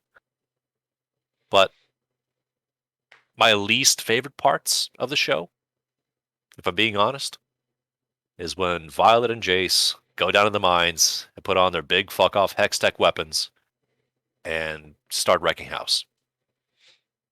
Is it cool to watch? Yeah, sure, it's cool. But the closer the show resembles the source material, the less interested I get. We haven't even mentioned Caitlin, who is a involved character in the show and is a foil to Violet, who apparently is a departure of her design from the game. I don't care about that. I care about the character and how it fits in the world. Mel, the councilwoman, who apparently is going to be a game thing now because of popularity, has a big Sparta mom who has some other political pressures from a different kingdom. And you could argue that Sparta mom coming to visit and then finding a local twink and having a sexy time vacation is a little bit silly. At the same time, it shows the duality of somebody who is a civil leader, despot actually probably, who has no qualms about shedding blood and getting her way, but knows how to indulge in nice things too. And of course, no body modesty. I appreciate that. I like that. I don't know how the average audience sees these things. I'm not sure.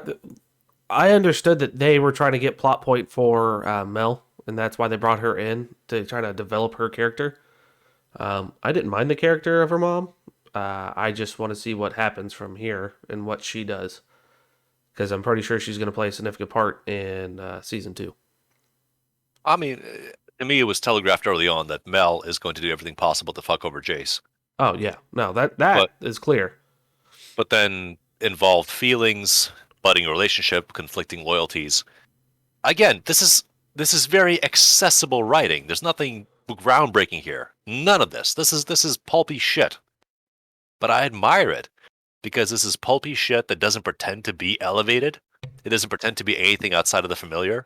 It just knows how to pace itself, what to show, what to conceal, and how to run a very good script.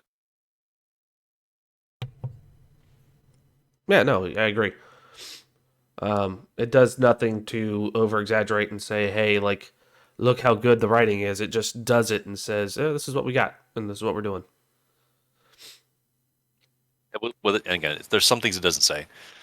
I don't know the game, so it wasn't apparent to me that the chemist is singed until the show singes him, and he's gone until he's not gone because he's not tied into Victor and Silco, and he's fulfills a mysterious role. We'll see where it goes. There's every now and then there's a certain degree of up their own assness of a character that I tolerate because they know when to not go all the way in. Their nose is well within the rectum, but at least the chin is still clear of the mud. So with that being said, I guess thorough recommendations for Arcane. A lot of people have seen it. The degree of oh my god, the show that I heard from various channels was a little suspicious, but I'm pleased that I was able to find plenty to enjoy outside of pandering and payoff. Are there tough girl brawl fights in a bar? At least 2. Do they look good? Yes. Are they funny? Yes. Do people take more damage than they ought to? Yeah, unfortunately so. But at the same time, we're not quite at Final Fantasy avid children levels. So I'm alright with that. Guns actually hurt when they're fired. And of course, pretty good Bloodborne vibes, so ups for Bloodborne. Alright, let's get off of Arcane. Please don't make any more. I know the season 2 is hot greenlit, god damn it. Yeah, was greenlit like 3 days after it came out. Apparently people liked it, but again, Yeah. 6 years to make season 1.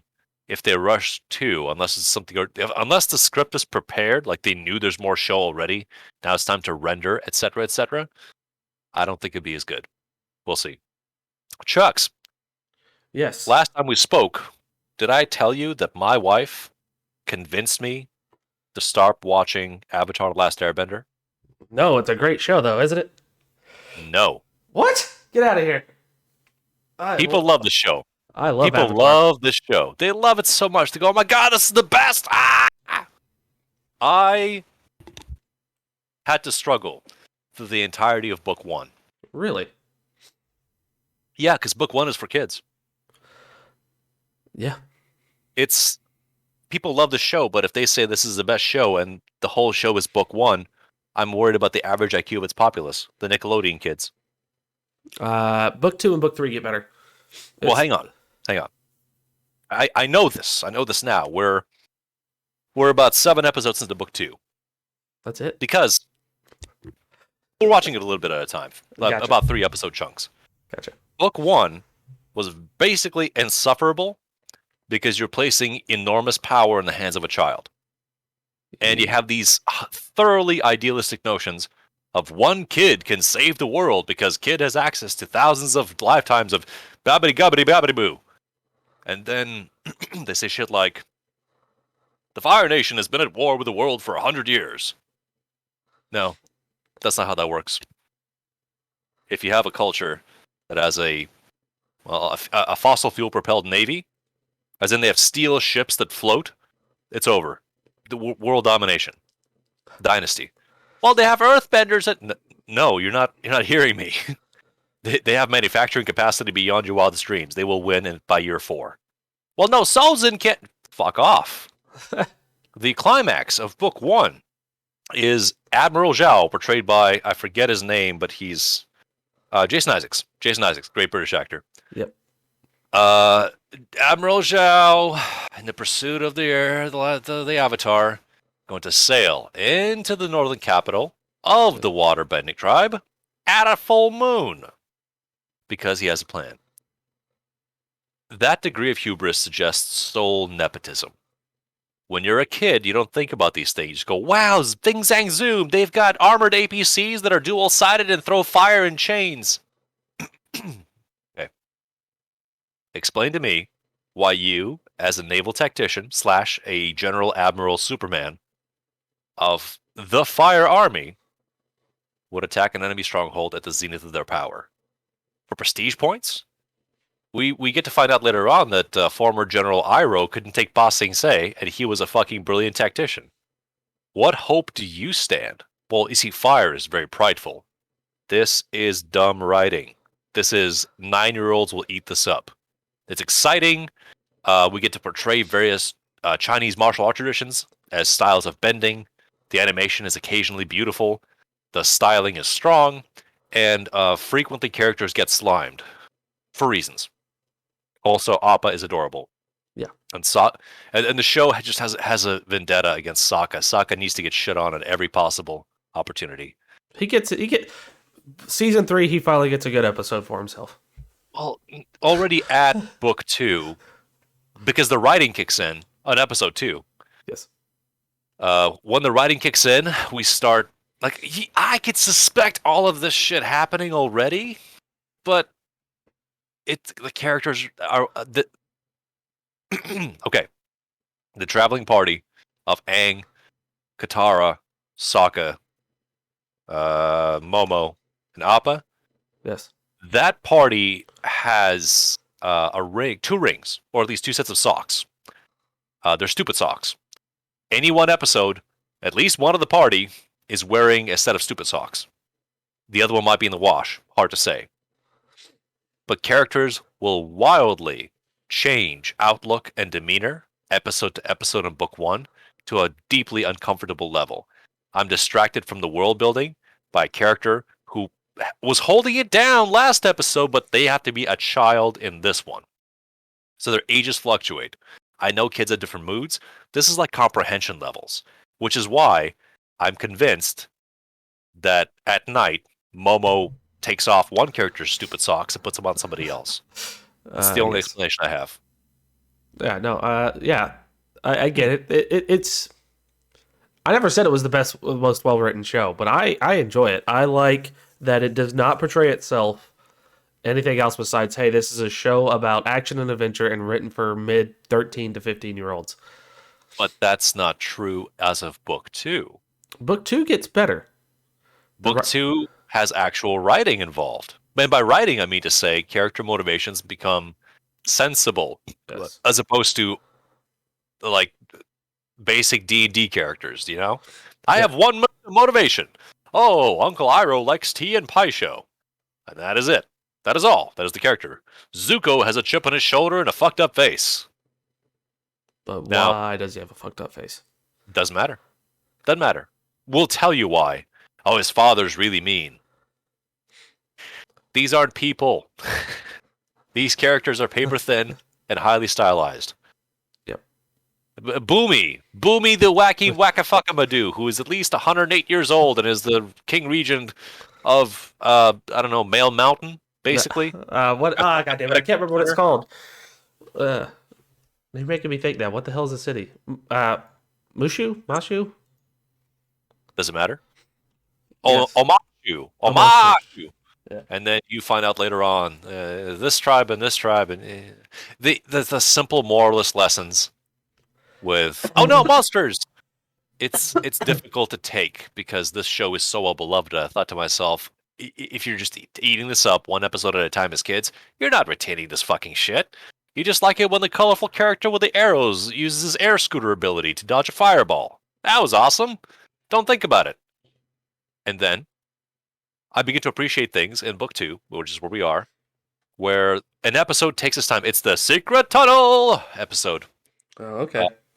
Where the possibility of non-human benders is introduced and explored. Because it is said in the creationist myth that this tribe learned earthbending from the great pig moles. And I turned to my wife and said, oh, so Appa airbends. It's not a naturally flying buffalo. It's an airbending creature. And she smiled and nodded and said, that's right. And I thought, okay, in the future, will they address the part why there are relatively few element-bending animals in the world? Because did people do the people thing and said, oh, we either have to domesticate or fucking kill this thing? They explain in the second series, Legend of Korra, about the first airbender and how all the powers became a bee. So you would have to watch the second series to somewhat figure out a little bit of that. But yes, everybody learned from something.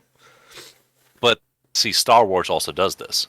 Not so much in the movies, but the Force is everywhere, and there are plenty of creatures out there in the galaxy that have learned to use the Force in a rudimentary way to help establish either safety or dominance in their environment. So the human, well, I shouldn't say human, sapient race usage of the Force can be cultivated into what is considered to be schools of light and dark Force powers, but that's mostly a construct. Just like gender, haha! But there are creatures that innately use the Force anyway. They don't really think about it. It's just like it's like the iron-blooded orphans using the extra artificial organ to just perceive space differently and move all weird to win every fight ever. Because they just have a perceptive organ that says, you can just lift up that rock and hit him with it. You're right.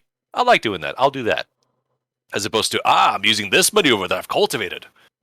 Not unlike good old Uncle Iroh saying, I developed this technique where I get to redirect lightning in my body. Out the way, through my tum-tums. It's got to go into the arm, in through the stomach, and then out the other hand. Don't let it touch your heart! It'll fucking fry you. He's essentially dancing like John Travolta from Saturday Night Fever. Yes. And the show is beloved for many good, charming pieces. But, Chucks, I think you understand why.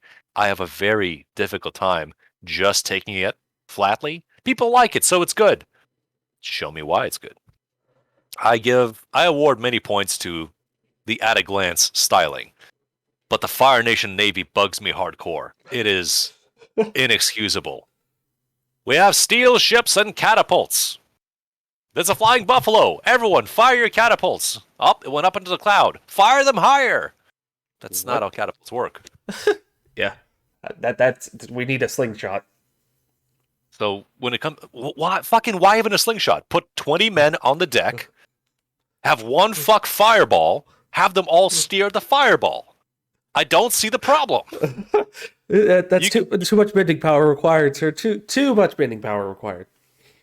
What was the DBZ character that had the smart spirit bomb? Or the smart energy one? Was it Trunks?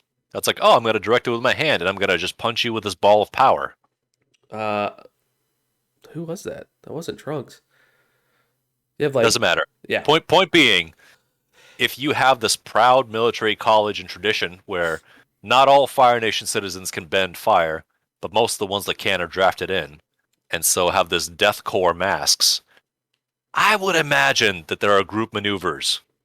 And that's why the 100 years of war make no fucking sense, because they could just take 80 troopers, line them up Mongol style, but instead of raining arrows on the enemy city, just melt it. Just melt it. And you're going to tell me I actually read a spoiler on IMDb factoids because I was looking for James Hong, and of course he's in the show. I see all these cool things like, oh yeah, in book 3, bloodbending. Whoops, spoiler. Yeah, that's a good But episode. but that also that's the problem. Episode. The problem is book 2. It takes all the way to book 2 to introduce. Oh yeah, lightning. Lightning's a derivative of fire. All these questions and elements start to get involved because now implicitly the Fire Nation is not discussing the part where they have at least one guy or one village or one entire county that are steel benders. That's how they're shitting out ships so quickly with their APC vehicles. Nope, I just still bending's part of Earth. is it? Yep. You find that out later in book 2. No. I defy that. I defy that because yes, of course it is. Of course it is. But we're just dealing with 4 primary elements because life is that simple. There are 4 parts to everything. But as we're beginning to just gently discuss, as Uncle Iroh for the umpteenth time tries to teach Zuko nuance, but Zuko is 16 and he can't fucking help it. He says, oh, you should probably consider how all the elements work to see what else is possible out there. And it messes with the tone of the show. But yeah, if the Earth Nation has steel bending, why is the Fire Nation allowed to thrive the way it is? If every kingdom has access to everything, why is there not a Cold War? Now, we've been at war, but by war, I mean no one's lifted a finger in anger for centuries. But we just have to declare that we're at war, which affects the tariffs on cabbages. Speaking of which, why isn't that guy a cabbage bender? Oh. You can bend at fucking everything if you can control your chi well enough. Because the show wants to walk on its pace along its paths to get you to places of learning and realization, while teaching about tolerance, teaching about integration, teaching about worldview and perspective and spirituality. I get that, but teaching these things on a primary basis to children is tough already. By the time they're quasi adults / late teens, they're not gonna fucking pay attention. No. Not really. The cabbage bender would be the water bender, by the way. I don't know if you've seen the swamp episode yet. Yeah, no, the swamp episode was great. Yeah, no, so that'd be a water bender. Well, because we have the swamp benders and we have the sand benders.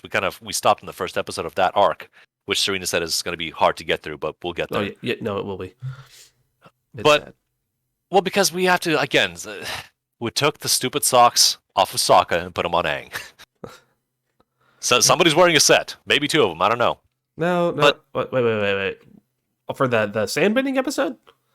Yeah. No, that's not. I don't. Who's the stupid one in that one? No, Sokka's still the stupid one in that one. Okay, but you see my point. That kind of conceit is basically saying I have to put on these glasses to have any kind of a good time here, because I'm gonna keep noticing things that I'll have to dismiss as an auto notification. Yep, got it. Yes, okay, I understand. Yes, they're being okay. I get it. Get to the good part. The good part is these 4 minutes. Outside of that, the episode just does its own thing. Oh yeah, well, that one time that Sokka ate some cactus water and then was stripping balls for 28 hours? Something like that, yeah. I don't think that's how that works. No. Hey kids, drugs exist. You just gonna leave it like that? Just gonna stop there? Okay. So I look forward to book 2 and 3.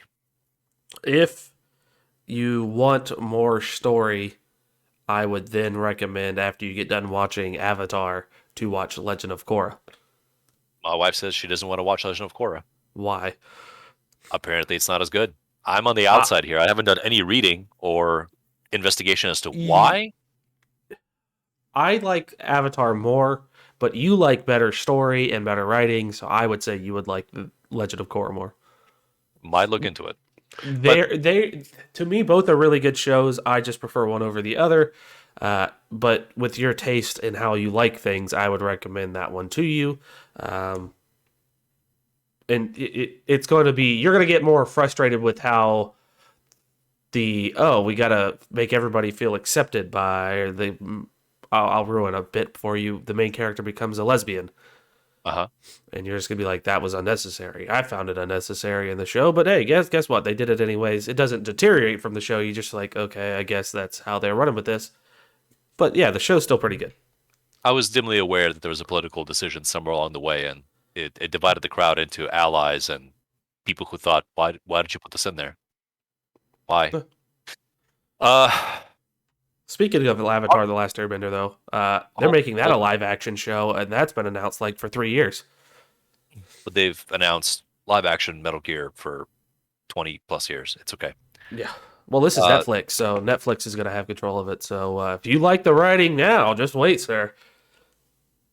I actually really want to rewatch the Shyamalan film in context now Oh dear because God, people, well, again, Chucks, people love Avatar and they hated the adaptation it was and bad. basically don't like 33% of Avatar: The Last Airbender at this point.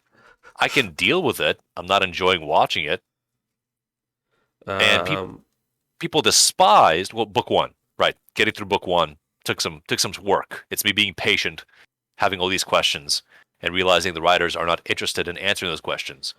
And so it's been about a year between book one and two, so clearly attention was spent to pivot their focus and their pace.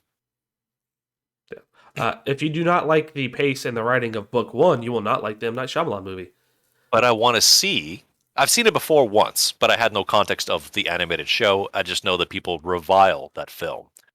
But I would like to look at it critically because this is either a focus or translation error, or the script has been passed around multiple times, became a mess, and Shyamalan got saddled with it, and people heard his name's attached. They're like, "What's the twist, buddy? What's the twist?" And Shyamalan's perspective is, "I'm not just the twist guy. Do you know that? But now I can't make movies in Hollywood without following this whole model I established. God damn it!" So because of that, I'm not on the side of the show. I'm not defending the show because somehow my integrity depends on it.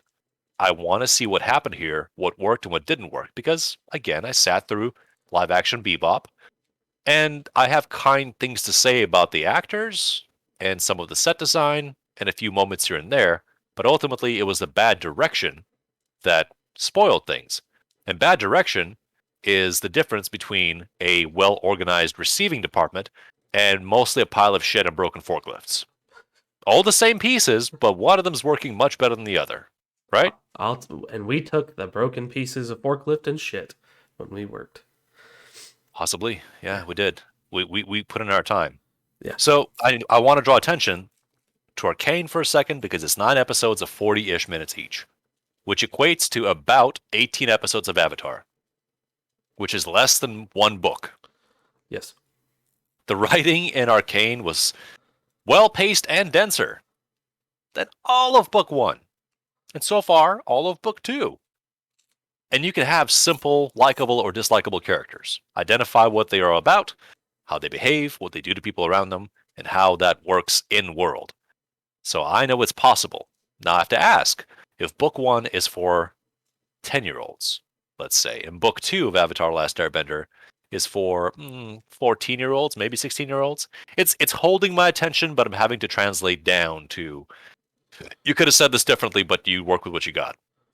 Yes. What age do you think is Arcane for? 18 What to age? 18 to 25. Okay. Well, we're not 18 to 25, so why do we like it? Well, because we can still connect with those themes and we understand it, and good writing's good writing. I mean, it's just like anything that's even a good children's book could be entertaining to an adult. It might be aimed at somebody else for a younger audience, but because you understand the concepts, it still you could be like that's still good. Do you sincerely believe that 18 to 25ers understand grief and trauma? Some do, some don't. I I doubt that.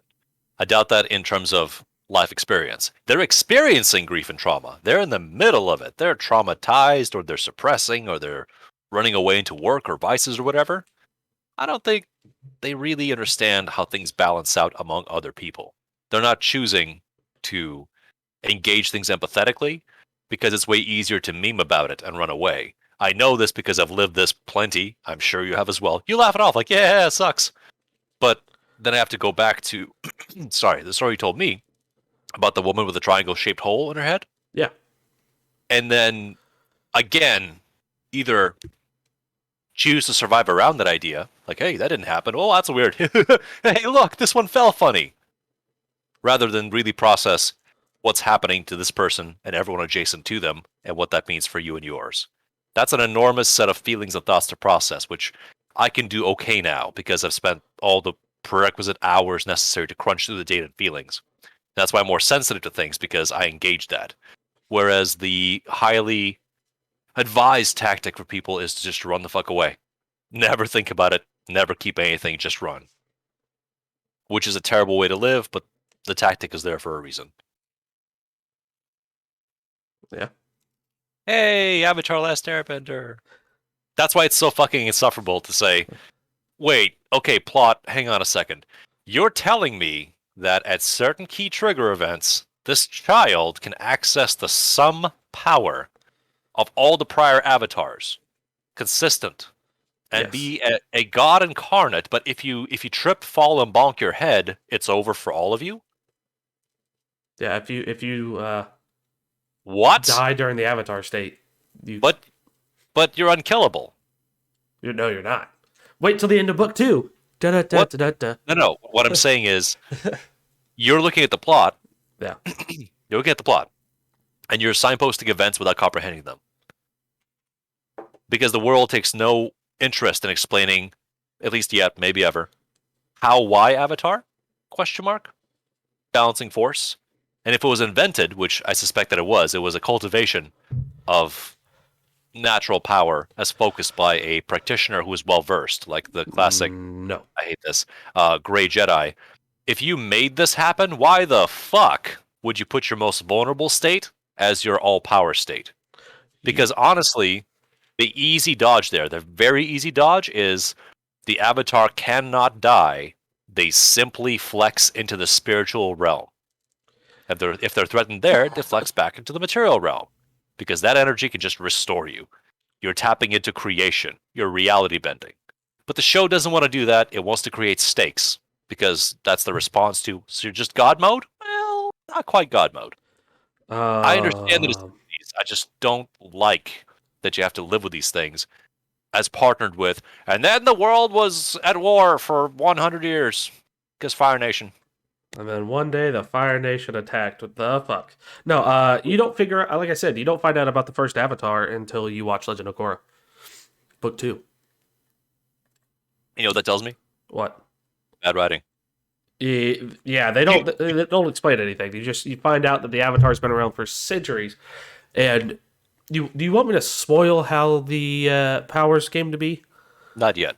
Not yet. We'll Okay. talk about this all later on. I still want some degree of mystique because I'm trying to calculate which way we're going to pivot in the middle of the season, late season, etc. You'll be frustrated with how the story ends for Avatar, but you won't find out about anything of in Avatar about how powers came or what did it and all that fun shit. I'm telling you, you got to watch Legend of Korra to understand how the powers came to be in the Avatar state and why the Avatar state the way it is. Well, then the question is, how necessary is that information? Because if you can't tell that piece of the story in your story, you say you have to go consult the codex. How necessary is that context? Sounds like not very. Oh, it's Sounds not. like that's not the important part. Nope, it's not. So I mean, then, it's just a brief snippet of what's going on in book 2 of Legend of Korra, so you know it's like, oh, this is why things are the way they are. because right now I can't tell you why this kid is important. He's the Avatar. Like That's why. that's not important. Fuck him. What does he matter? He's a focal point for a religion that's been absent for a century. He's The world would have forgotten. he can master all four elements, sir. Everyone can. No. Every bender. Every person can be a bender. Every bender can master the elements to their capacity. Negative. Katara had fucking nothing. Until she was taught that, oh, by the way, yeah, you can make a puddle move, or also you can collapse a mountain with the moisture in the air. You can powder continents. Oh, I'm sorry, that's too much power. No, that doesn't work. It doesn't exist. You can bend steel. No, I mean, benders don't have to walk. I don't know if you realize that. That is true. They don't. No bender has to walk ever. They choose to. No, they just don't know that they don't have to, because the water ones can just have the moisture flex around them and ride air or water if they want to. Yep. Earthbenders can ride earth. Firebenders can also use thermals to glide, and airbenders can use scooters. Yep. So what? I guess my question is, why isn't this a story of classism? Uh, What is that person walking? Oh, fuck them. yeah, no. So Legend of Korra that actually happens. Okay. That's a whole story arc in Legend of Korra. That's what I'm saying. Like a lot of the shit that you're talking about now happens in Legend of Korra. Like, why is this way? Like, well, hold on a minute here. Classism, you non-bending ass having motherfuckers, get out of Yeah. here. Like That is more interesting if it knows how to have the talk. Because if it's just signposting and walking away, I'm not that interested. it's a whole But fucking season, man, dedicated to fucking you non-bending ass having motherfuckers. yeah, Yeah. I'm gonna call out that what should happen is the peasants win The what? because the peasants win. There's more of them and they have pitchforks and fire. In fact, leave the fire at home. And cabbages. Oh, exactly. Bury them in cabbages. Like, oh, we're the benders. Wait, where's my food? You don't get any. Well, how I make food? I don't know. Fucking bend some, I guess. Cocksuckers, bend it. How about that? The proletariat wins. Don't fucking do that.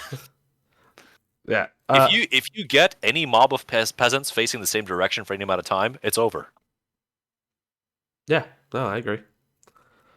You were about to say. No. I'm saying like a lot of Avatar was just this. I think I like Avatar because it, like I said, it's just a basic story. They don't try to fluff it up in any great way. They get a little bit of better writing in book 2 and book 3. It's just, hey, here's a story about a boy who can kick some ass. We don't really know the backstory of everything yet, and we really need to develop this more, but we don't have time because we only got 3 seasons out of this. Boom, here you go. Here's what we got. You want to hear a simple story? What? A boy saw a wizard once. Yeah. And his name? Jace. That's a simple story, and you see where that goes. Yeah. You can do great sophisticated writing with simple premises. The problem is this is a funhouse trolley ride for now, and it really wants to look like it has more going on, but for the time being, I'm left with the outlines of a decent experience. Yes, it's artistically compelling. I know it came out in the pre-HD days, so it's 4:3 letterbox. You can tell when the budget's running thin on people because we're saving it for the fluid motion scenes, which are gorgeous.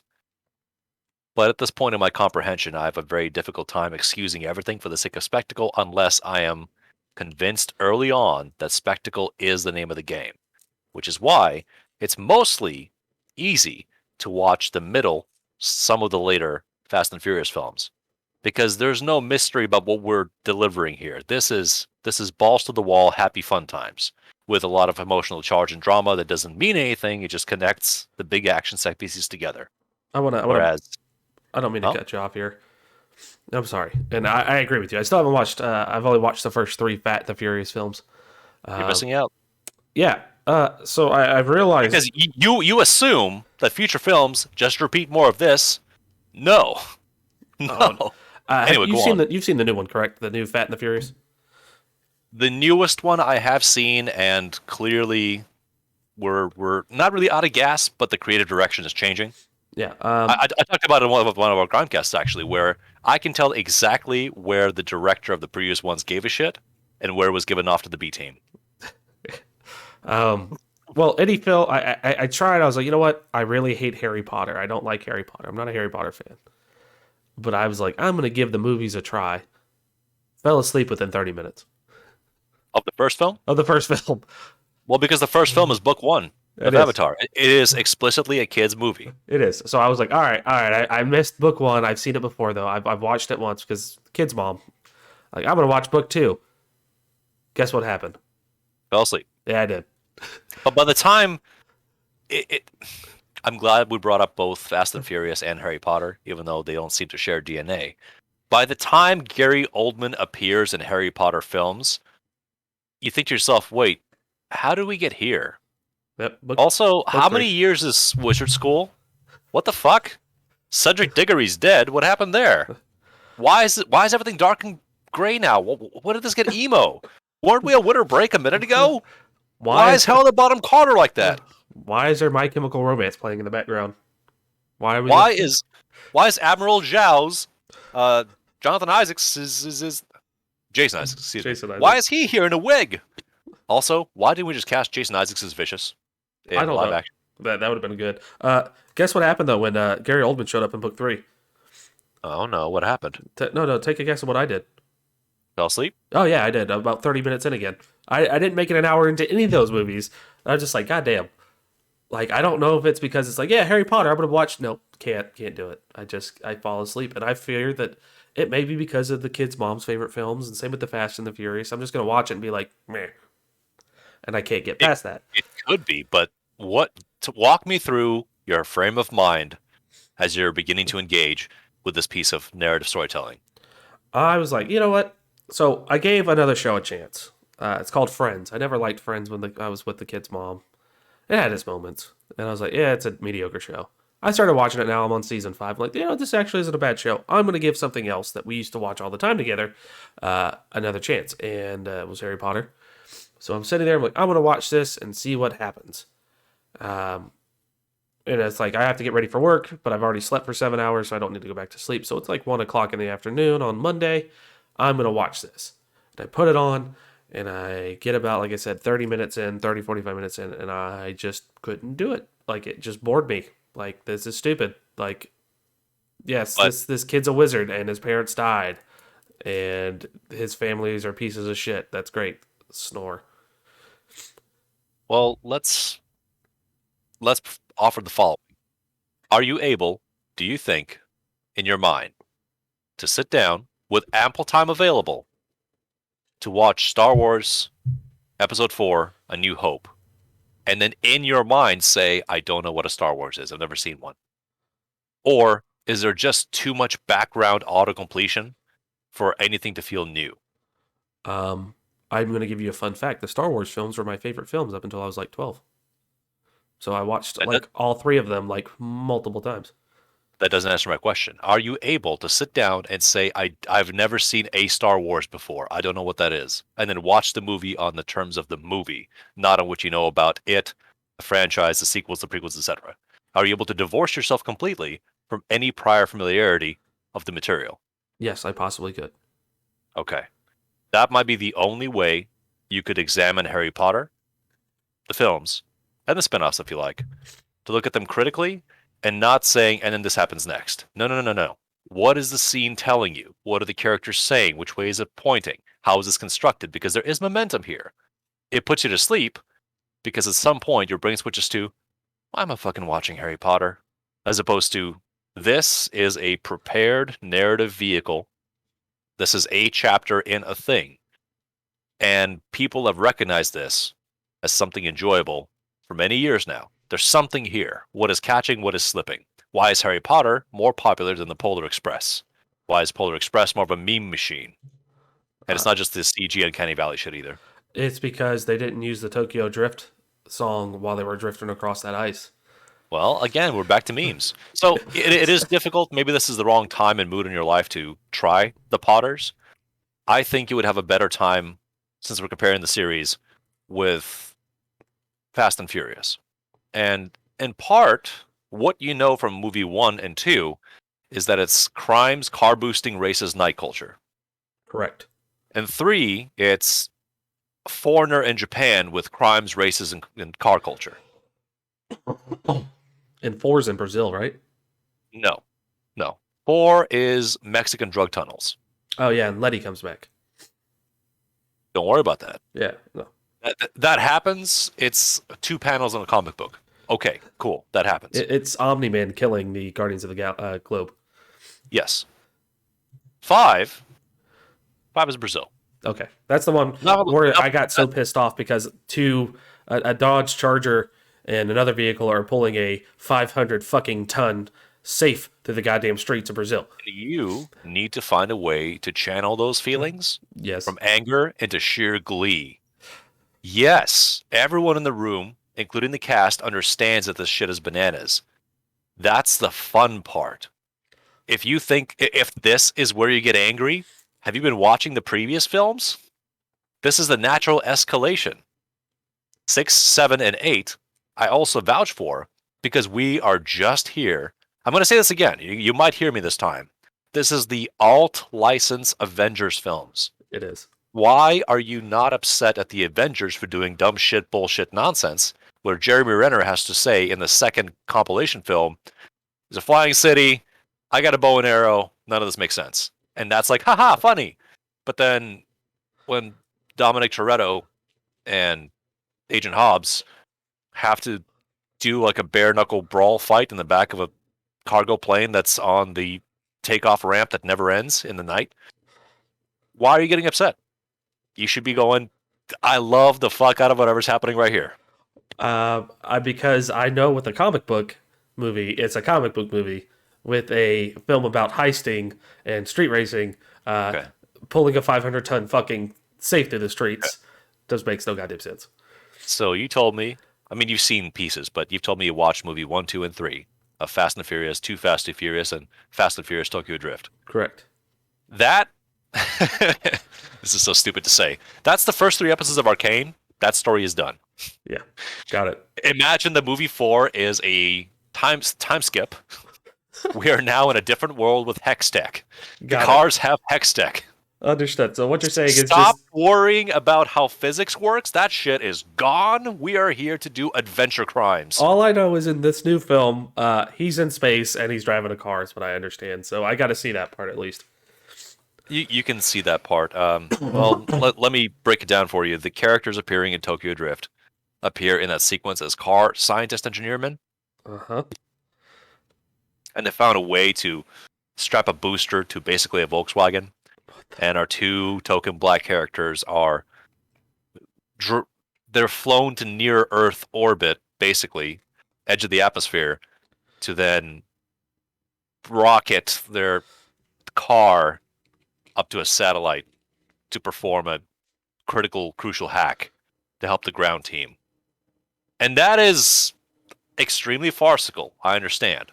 Had the film been better put together, that would have been a really hype moment. As is, you're just staring at it thinking, well, yeah, I guess they duct taped those helmets down to their pressure suits, so that should hold them.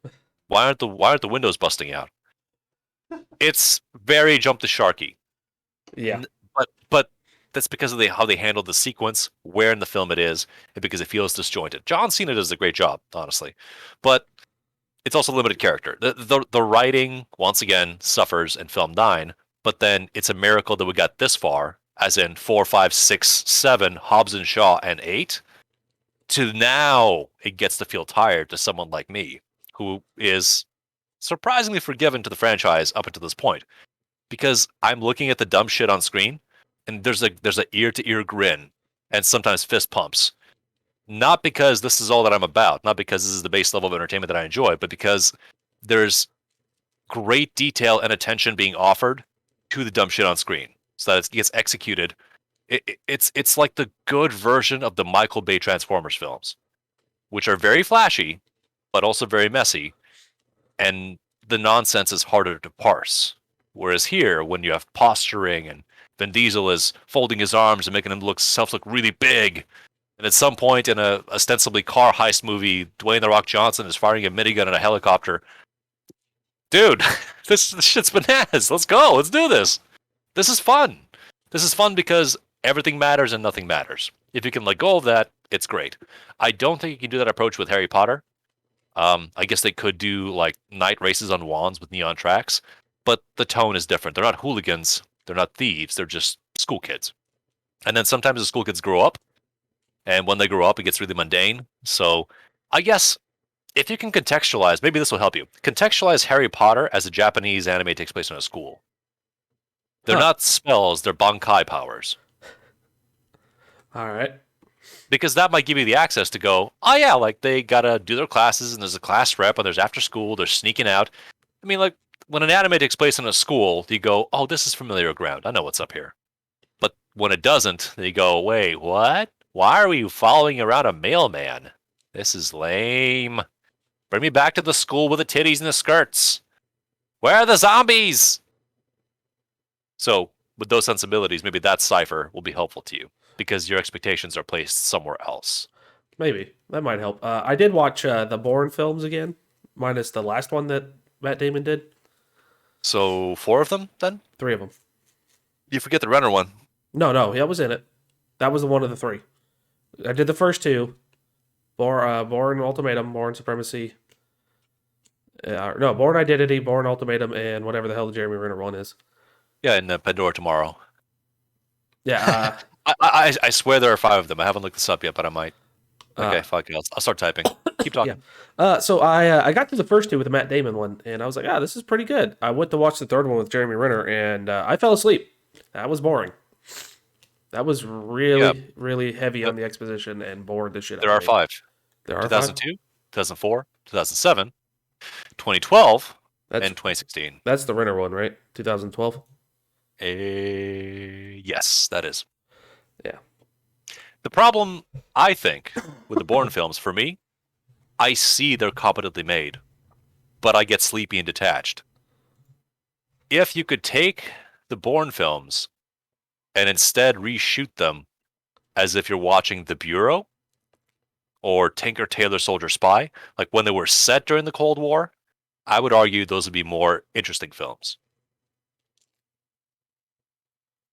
Yeah. But that's it. Just yeah. Okay. Well, No, I would agree. No, I would agree. Yeah. point received. Because the books were written in that time period. Yeah.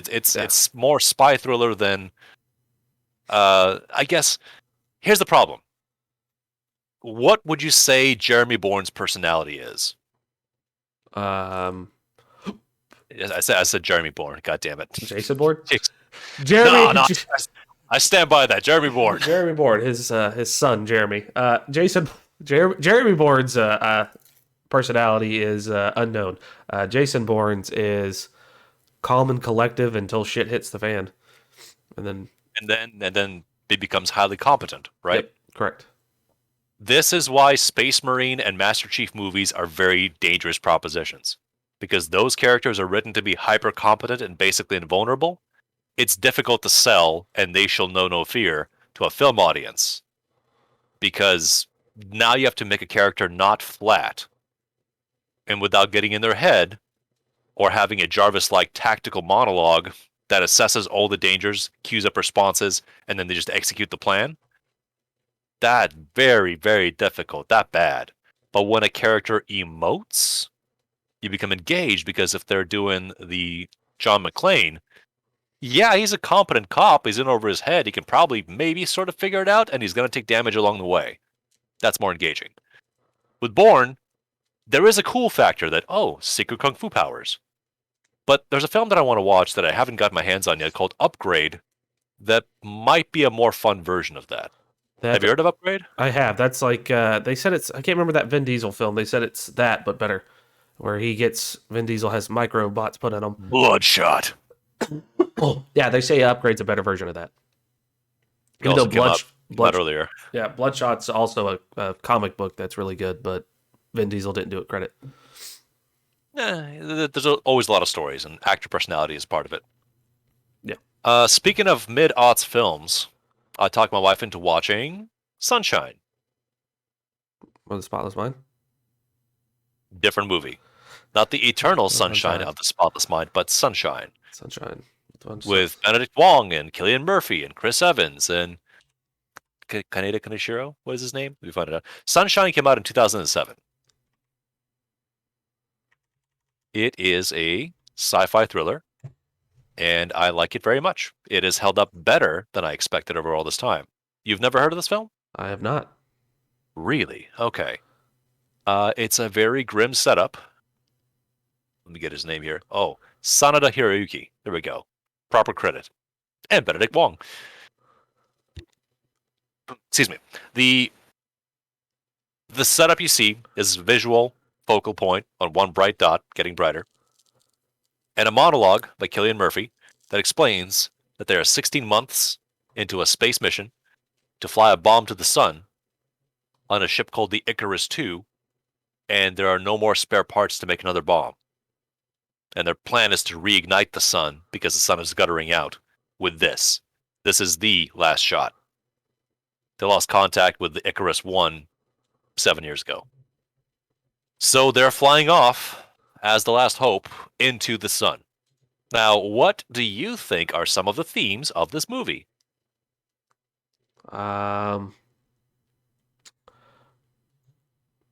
Save humanity? I don't know. I'm not 100% sure. Well, I think that second word you said is pretty telling. Humanity. Yeah, in a lot of ways. It is a highly competent sci-fi production. Structurally speaking, it has a few soft spots, but those mostly have little to do with the premise. There is a very important inclusion of a psych officer on board the crew of the 8 astronauts. Because you might sound real brave and committed when you're on the surface of the Earth, saying, I volunteer as tribute to fly a bomb into the sun to save everyone. But this ain't no hypersleep. This is an over 1 year long mission on board this ship. And like most NASA missions, considerations of flight duration, fuel reserves, temperature thresholds, oxygen supply, buildup of waste, etc., that's all part of it. The margins are thin. And you, the crew, are less important than the bomb that your ship is strapped to. And your ship is behind an enormous solar shield that has been calculated and configured to withstand heat. But a lot of things have to go right. Doesn't take very many things to go wrong for these things to get complicated. As you might guess, things get complicated. And there's an enormous psychological element because that bright orange dot keeps getting larger. So much so, in fact, that it begins to blot out everything else. And the human mind was not built for this. Ergo, we've got some people under pressure. Thoroughly worth a rewatch. I know that the rating is not great, 60s and 70s for the most part, but also I enjoyed the actors' performances. I think that the casting is pretty solidly done. And when I was younger and watched this movie, I was more in the mood for, I don't know, aliens, guns, explosions, etc. So when I see pre-Captain America Chris Evans posturing in this film, I think to myself, man, what a doucher, what a jock, dumbass piece of shit. And rewatching it very recently, I think to myself, well, I mean, he happens to be athletic, but he's an engineer, and he understands exactly how everything needs to work for them to not die and not fuck up. So his rigidity and adherence to not a moral code, but their mission objectives, that makes perfect sense to me. I might have chosen differently, but I don't think man would a doucher. Now I have enough empathy and experience and trauma in my life to project myself into this character's head and understand what they're operating on basis wise and exactly why they're butting heads with somebody else and why that person's perspective also works. Now, you might not enjoy it as much, Chucks, but if you happen to see this one, I'd like to talk to you about it sometime down the road. All right. Mark Strong is in it. Yay! It's it's like a very serious version of Event Horizon. Oh shit. Speaking of that, I gotta watch that film. I have it on my to watch list. Yeah. Sam Neill does a great job. Larry Fishburne, good to see him here too. Speaking Event of Horizon is silly in a lot of ways. Go ahead, tell me. speaking of Mr. Fishburne, you gonna watch the new Matrix movie that he's done in? I think I will. I think that my curiosity as to what Lana Wachowski wants to say is sufficient to examine this. Because what if I've had a couple of examples recently of being positively surprised by things, not Cowboy Bebop notwithstanding. But when I get to see quiet brilliance in between all the budgets and the casting, all that, I mean, yeah, it's a pleasure to see Keanu Reeves and Carrie Ann Moss. It's nice to see them retreading pieces. But if Lana has lived longer and thought about it more and can channel her trauma into storytelling, if this is a story about cycles that somehow recontextualizes all of the events of the first of the Matrix trilogy as being like really sincere and a life or death struggle, talking about human nature, the spirit, simulation, presence, purpose, the connections of love and hate, all these things. All of that happened, and that is the 12th time that it's happened. As in, fuck you, cycles. It couldn't have happened any other way. The architect was right all along. That kind of thing. So it's either ultimate hopelessness or one more step of awareness beyond where humanity was previously. And I don't think that the average moviegoer or series enjoyer is going to care about any of that shit, but that is what compels me. That is why I would like to see what they do. Are there going to be stunts? There are going to be stunts. So they look like dog shit? Unknown, but it could work.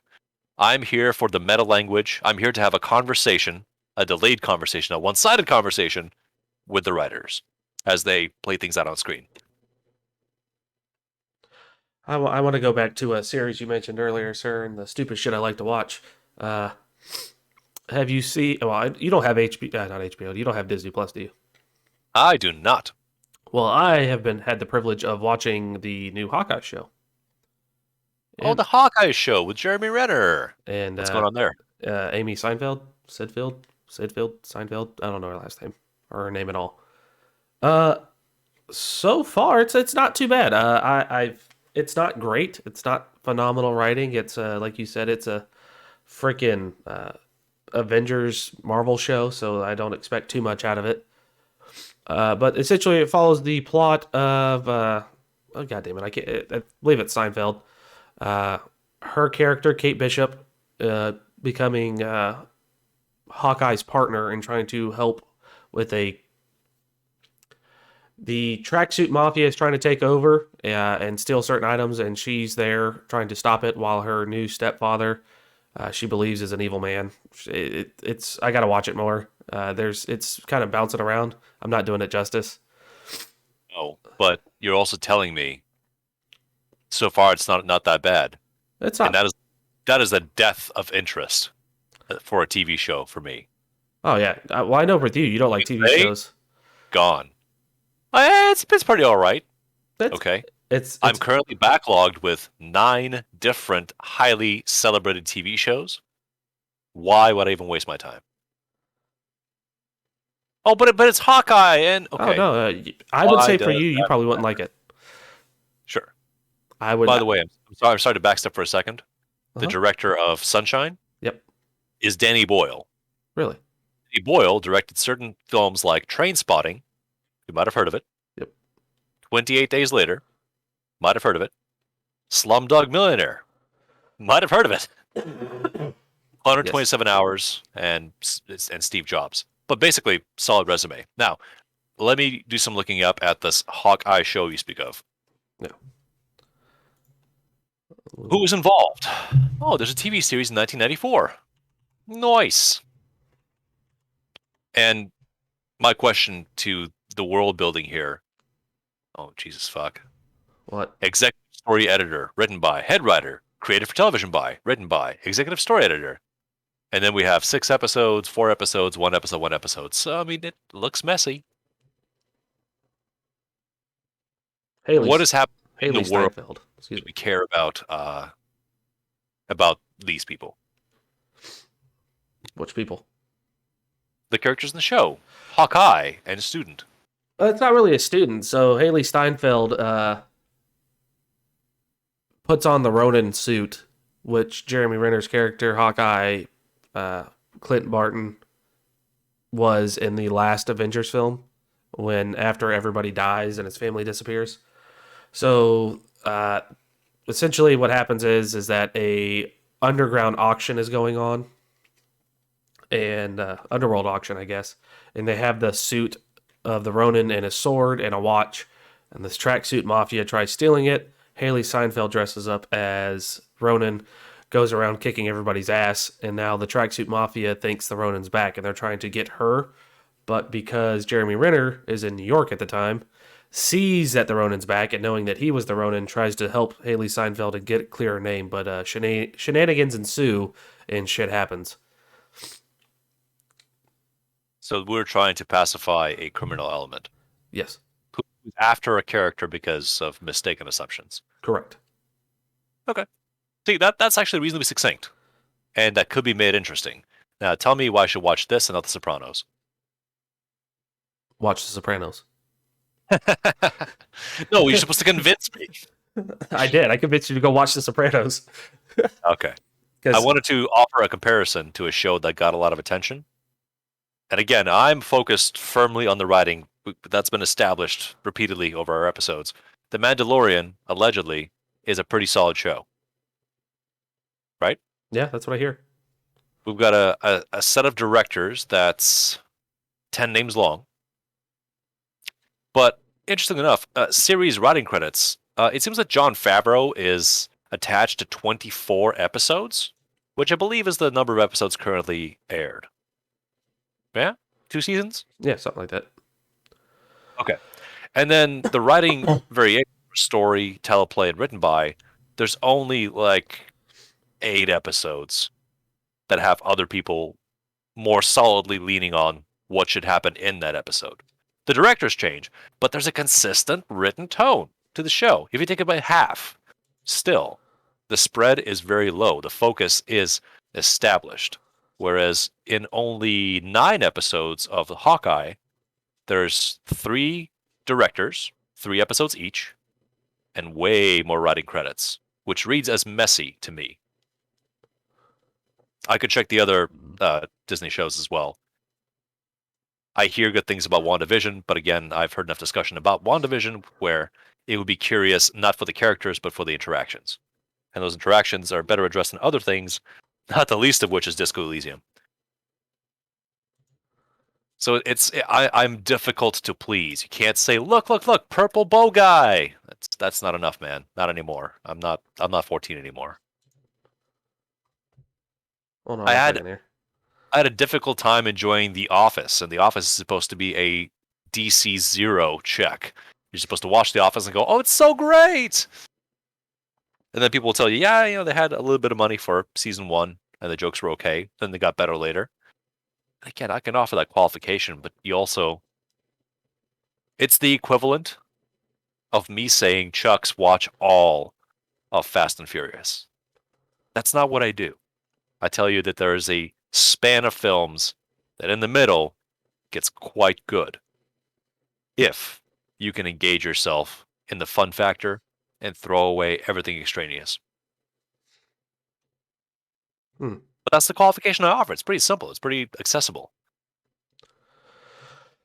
But people don't do that. Sorry. I mean, I'll say the word Band of Brothers, and you'll pop up and say, "Oh my God, great show all the way through." It's a pretty good show. It has its moments where it has its lulls, but it's still a great show to me. And based on the fact that it's a 20-year-old show and the runtime is 10 hours, if that's 10 episodes or even 20 episodes, half an hour each, that's finite. Show started, show happened, show finished. Correct. I'm going to guess that show did not finish because the quality was going down and they canceled it. Pretty sure they didn't cancel it. Is that accurate? What, Band of Brothers? Yeah. Correct. It was a miniseries, just like the Pacific. Oh, weird. So it's like they figured out their story and they ran for exactly as long as they needed to tell that story. Correct. That sounds good. I like that. Yeah. I just have a very hard time just accepting it. Watch the show. Is it finished? Well, no, but watch it. So it doesn't know what it's doing yet. Nope. It can pivot based on audience perception. And that means we're going to do pandering and trying to squeeze out the most we can. Fellas, I've seen me enough garbage to know where this is going. Not interested. People say, oh, Narcos is a great show. Okay, well, let's look at Narcos. Where are you in the list? I saw it pretty high up there. This person is number 4, 50-minute episodes. It's over. It's spanned 2 years. That's not too scary. Let's take a look here. Let's look at the writers, all cast and crew.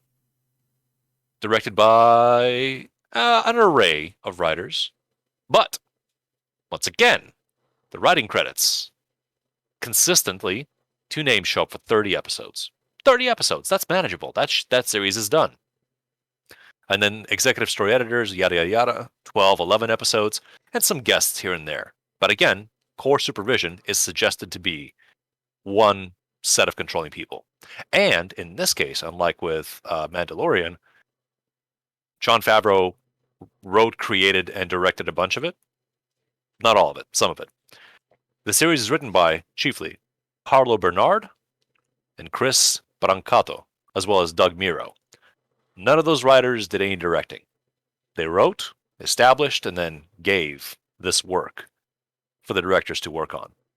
Suggesting again that they knew what their strengths were, they knew they were not directors, but they wrote it as a body of work, and then gave it to people who translated that into something filmable, and then gave it to the directors who then filmed it.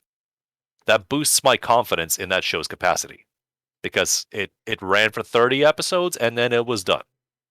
If that's 3 seasons, so be it, but they didn't keep pushing it. Whereas Lost ran for 6 years. And from what I remember, people did not enjoy the ending. No, no one. I don't. Everybody I know never enjoyed the ending of Lost. It was really confusing and silly. Confusing and silly. Well, there you go. And that's why, call me picky if you want, but I don't feel compelled to be marketed to say you'll really, really like this. And when I get there, I don't really, really like it. Ask back and say, wait, what was special about this? The guy says, can't hear you, counting money, next thing. See, that's why everything I've said that I've talked to you about, I've been kind of honest with you. Been like, no, you probably won't like this, but And I appreciate it. But then when I press you to say, tell me about the show, you go, it's a positive example of representation. exactly. Hold on. I would like for you, as we always do, this is a consistent process between you and me. Yep. I speak critically about things, and I want you to pay attention to some of the things that I say and focus on, and express them in a fashion you can to address those same points in your way. Because it fucking kills me when you say, after watching 97 episodes, that's pretty good. Well, I die inside. what series have I watched that has 97 episodes that I would just say, that's pretty good? Well, Black Clover was a recent example. It's a consistent example. It's an okay show. And then you say, excuse me, sir, there are 126. Well, fucking, that doesn't exactly challenge my point. That just leans in harder. Oh yeah, no, I haven't watched it since episode 81, and it's about episode 100 and something now. I don't really know what happens, and it has ended. I stopped watching it at episode 80. First 20 didn't do it, huh? No, I am on episode like 125 of My Hero Academia. And I hear less griping about that show. The constant release of standalone films suggests that the public is quite fond of that show. it does, and the show is a very simple concept of boy gets powers because he has done. People can become super powered because they're born that way. He is going to school to become a hero, and supervillains are attacking to try to destroy the world. And every so often, he has to help with his superpowers and his former mentor, along with his classmates, to stop these villains. And hijinks ensue for 5 seasons. I would like to point out Yep. little touches, because when you have powers in shows, Yep. it's a variety of powers. Like JoJo's getting a huge push right now on Netflix because they released a new season. Season or a new 5. From what I understand, I watched all the way through part 3. I did not watch Steel Ball Run. Not going to watch Stone Ocean for a while. Steel Ball Run. Yeah, they didn't do a anime series of Steel Ball Run. Oh, well, the Stardust Crusaders and Diamond is Forever? Whichever. Doesn't matter that much. Point being, the previous part, they divided into 2 parts, I guess, and that was too long. The newest part apparently is a breakneck pace, so they're summarizing the manga, just crunching into episodes. It's a riot of color and just shit happening on screen. And that has an audience, absolutely, but what you're doing, the stretching of adaptation between reading volume by volume to, we've got this much to cover, we got funding for this many episodes, start pushing it in. Cool, okay. But when you have power variety shows, for the most part, you're there for the artificial complexity. You're there for, how is this going to trigger off of that? It gives me the passive satisfaction of playing Magic well, or Star Realms well. But I'm not directing any of the combinations, the procs, the triggers, the reactions, the plotting. I'm just watching it play out, and then basically having a chance to go, oh, that was clever, or oh, that was bullshit. It's less enjoyable for me.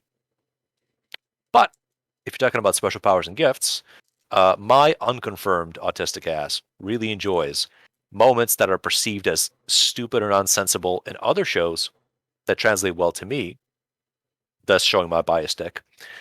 For example, that wonderful moment in Mobile Suit Gundam Iron-Blooded Orphans Season 1, where the main character, Mikazuki, is repeatedly offered the use of an edged weapon, and he goes, not my thing. I don't understand it. I can't use it. And then when he gets the properly intense surge of war drugs into his system in a pivotal fight at the end of the season, he is able to apply a sword weapon to devastating effect to get an advantage over his opponent. And he says something like, I can't believe it. It was so easy. I was there the whole time. Now I understand. I would imagine most audience members would say something like, dude, it's a sword. You cut shit with it. Like, what's the problem? Why was this a mystery to you? But I thoroughly empathize with the character because it was not made apparent to me just how magical the combination of garlic, butter, rosemary, and steak can be. Oh yes. Because I can't connect those ingredients to the meal on the plate. I don't understand that journey. And when somebody lovingly told me that the secret is to tip the pan and spoon vigorously to condition the meat, that was the click. That was the idea behind that method. And again, it sounds so obvious. But when I want to point back to with Mobile Suit Gundam Our Blooded Orphans, with the Kazuki August, he was having zero difficulty tearing things apart and crushing them to death. Now you taught him how swords work. I will be very cautious about this development from a character who pushes all of their available tools to the breaking point and beyond to achieve effects that far exceed what you might expect. So I can apply the butter garlic technique to anything, but I'm going to apply it to petite Kobe cut loaves. So that meat is going to be devastating to the point of eclipsing pretty much anything else you might throw at me. You might even say, "Oh man, you got to get the ribeye," and then I'll serve you what I made, and you start to cry because you realize I can't make anything better now.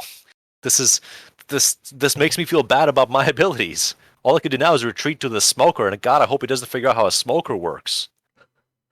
Yeah, Which is the signpost that the part where a character can do a magic quirk in Hero Academia, to me, is significantly less interesting than a character who is proven to be has a knack at a thing and does things very well, and then is either artificially or accidentally kept away from other things because their surrounding people might know. We just can't afford to have them find out. It will break everything if they get to do this. I don't know if that translates to you, but to my ass, that just makes the most sense. Sorry, I had to turn my mic off for a second. It's coughing. No, it does. It translates. I don't enjoy My Hero for the quirks, as they're called, the quarks, as I've almost said. I just like the stupid story. It's just some simple entertainment to me, just like most things. If it's simple, easy, basic story. This last season was very short in my eyes. I didn't feel like it went through 20 episodes. It was just like too many plot points jumped around. But to me, the show, like I said, it's just an easy, silly mention. It reminds me of Dragon Ball Z. I don't go into Dragon Ball Z because of plot detail. I go into Dragon Ball Z for the action. And I mean, the plot details are there, and the action's mostly metaphorical despite being devastating, but I see what you mean. You don't have to read into it. correct. It's just there. But you can, and if you want to go looking, there's more there. Yes. I do not try to do that with those type of shows. The only shows like there are a few animes that I'll do that with. Like Toradora I did that with. That was pretty good. A Shape of Voice, I was more worried about what happened because it was story driven compared to like action driven. Like Dragon Ball Z and My Hero are the Michael Bay films of the anime world. Action, explosions, and let's hope it works. I wouldn't even say that. They're more Jerry Bruckheimer films. Yeah, I can, Mike's got a difficult time stringing anything together between explosions and set pieces other than memes. Because he's very, very, very good at filming things in a sexy, slick style and framing and centering explosions. We laugh. It is fucking difficult to film explosions. It's hard. oh no, it is. He does it so well, it seems effortless, and we laugh about it. Whereas somebody else might say, "See that fireball? That's $750,000 sitting right there, filmed by $3 million worth of cameras, and it's gonna make us $1 billion. That's how good this fucker is." But Mikey struggles heavily in portraying people because, in his mind, it comes across just different. He's at his most sincere when he's producing films like Pain and Gain. That's him being honest with the crowd about how he feels about the crowd, and the crowd still laughs. Whereas Jerry Bruckheimer, or even Roland Emmerich understands people a little bit better. His character beats are more intriguing to follow around and between the action. If that makes any kind of sense to you. It does. Like The Day After Tomorrow or 2012. The day before the day after Uh, tomorrow. yeah, that one. 10,000 BC. Yeah. As opposed to films like, well, The Rock was more Michael Bay, but if we look at Con Air or the Pirates trilogy, Pirates of the Caribbean, Who the did? characters themselves are more enjoyable, and you wanted to spend time with them in between the cannonballs Yeah. and the sword swashbuckling. Uh, are they rebooting those films? I would believe if you said yes, but it's hard to tell anymore. Yeah. Is it a And reboot or is it a? if they do, I would have a difficult time being excited about them as they currently stand. It is surprising to me that I actually watched the Netflix Bebop and Arcane in a timely fashion when they were fresh, because the last time that's happened is by accident with Bo Burnham inside. Usually, I will open a browsing service like Netflix, and it will try to push something at me, and I'll briefly glance at it before clicking away. To the point where I see, oh, yeah, it's Benedict Cumberbatch. Oh, he's in a movie doing a British thing. Okay, when did it release? This year? Okay, put it at the bottom of the list. I losing trust with recent releases. Now, of course, I'll make exceptions for people that I know on the creative end of things. For example, Denis Villeneuve's Dune, in parentheses, part one. I caught that fresh. I caught that immediately. I have I not don't. watched that yet. Then we can't talk about it. I was going to But watch it on HBO Max and never did. yeah, I remember our conversation. If and when you do, uh, point number one, it's part one, and point number two, we'll discuss it. And Okay. I'm sorry you won't get to have the overwhelming audio experience that the theater offers. But that's something I'm going into knowing the pedigree of who's making it. I don't think I'll get to catch the next Wes Anderson film in theaters. Most likely I won't be able to, but I'd like to watch that at some point because I know the dude. I know what he does. I kind of know the tone.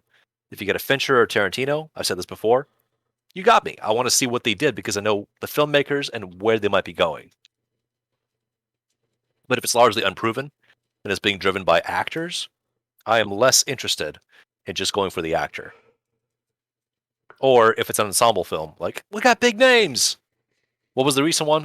Red Notice. That was a big Yes. push Netflix did. And Yep. there's three people you know. Haha. All three of them are in the MCU somehow. But The Rock's not in the MCU. what's that? The Rock's not in the MCU. Oh, Neither is Gal Gadot. I'm sure he's in there somewhere.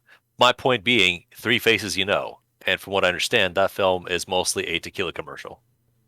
I have not seen it, nor can I comment on it. So I will let you know when I watch it what it's about. But that's part of the point. It's there's no way I can say this and not sound like elitist or some shit, but there's nothing to latch on to think about outside of uh, what the characters maybe were meant to be written as, or if they just have one operating phrase, they just point back to that. What would the character do? Look back at the phrase. Oh, they'll do that.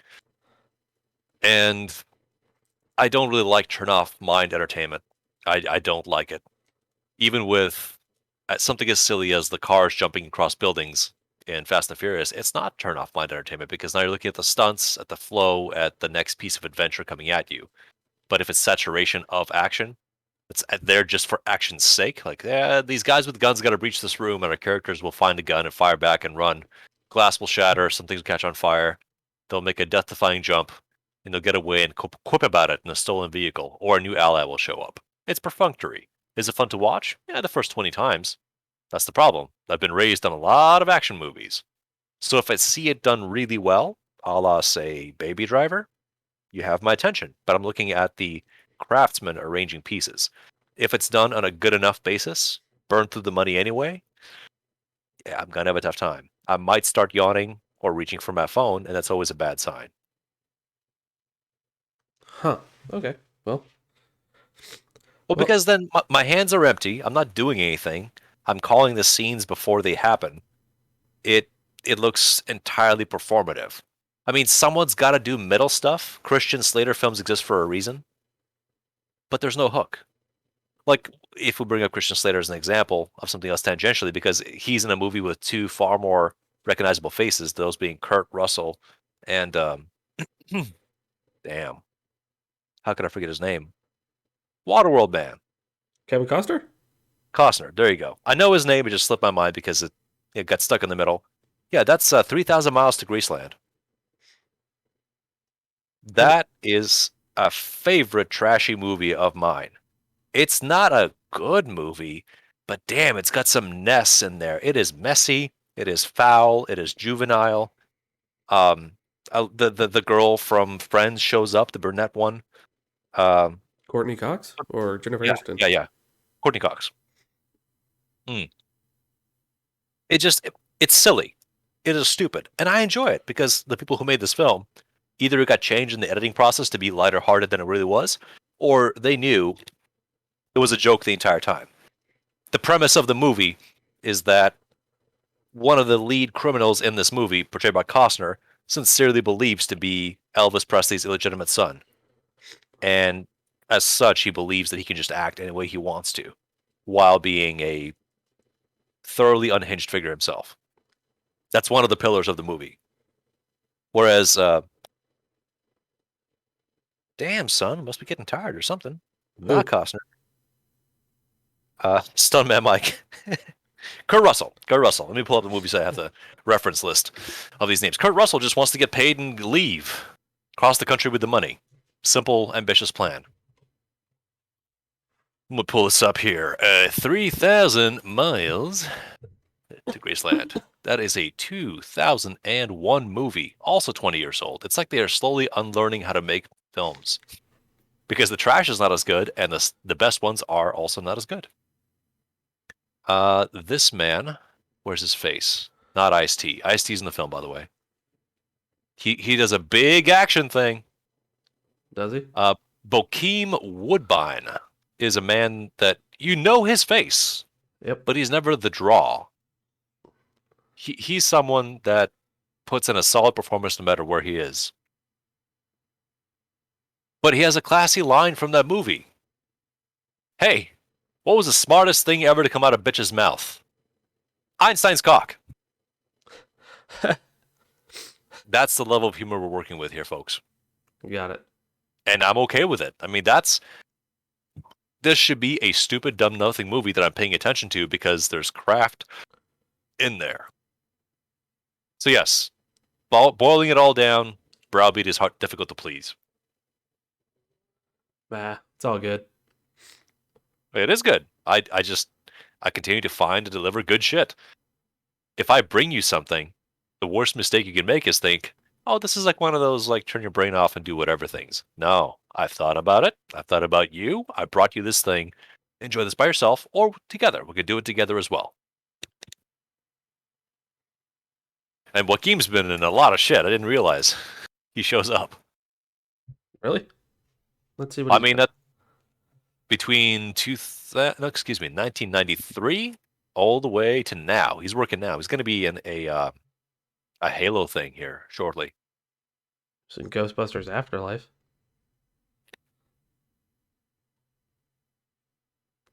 Soren 066. He's going to be a Spartan, yo.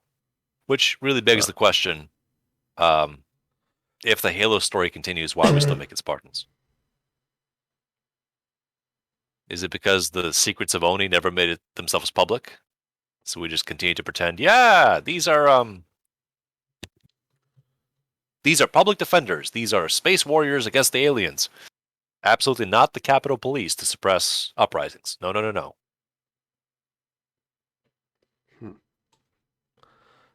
As far as new stuff, I mean, the closest I got, can't talk about Dune. Talked about the Animus.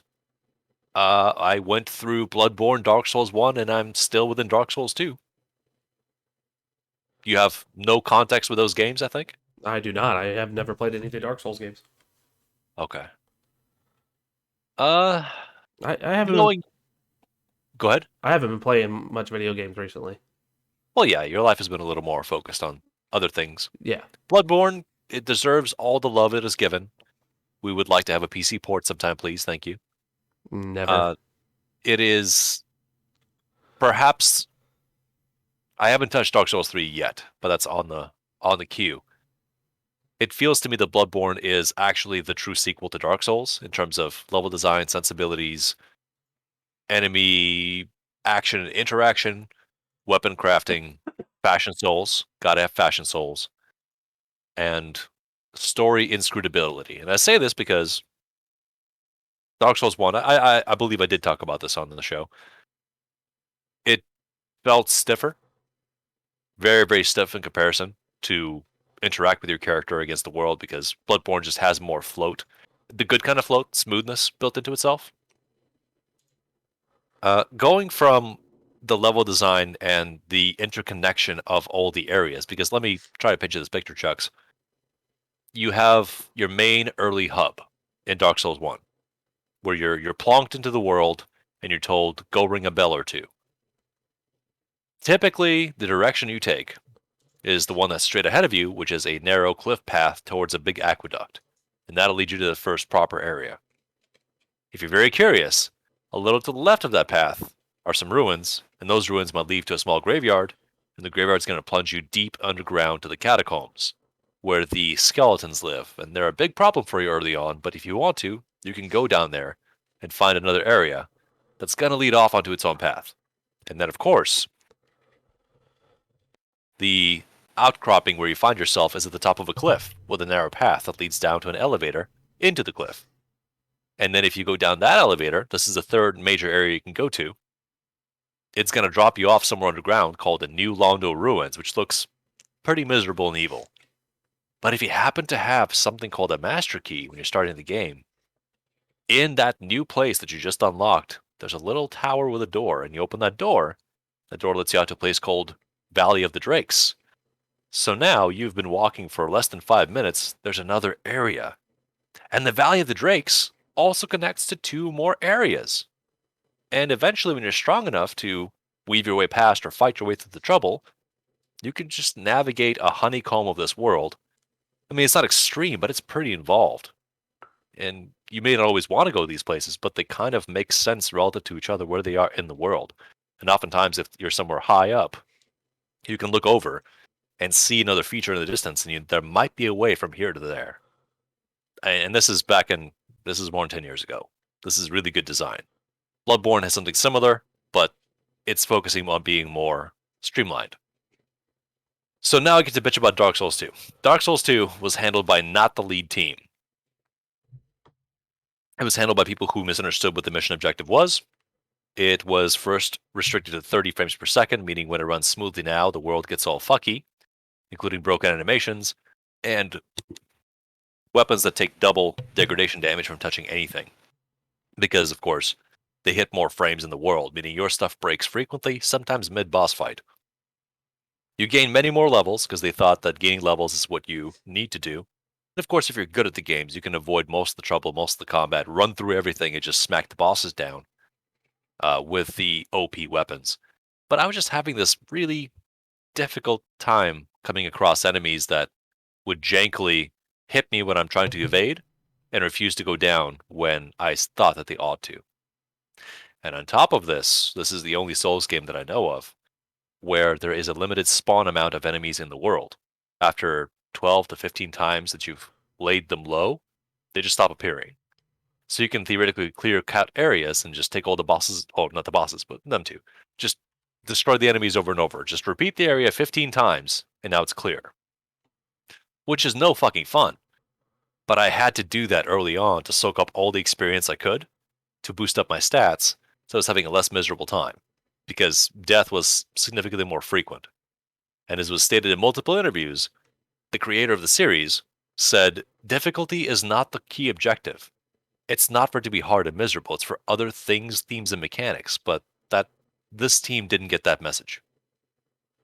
So after an inordinate amount of grinding and finding one spot in the game that defies that rule, at least natively, that the enemies don't run out, and optimizing a strategy to get X amount of souls per minute, I finally hit a point where the numbers are pretty much as good as you're going to get.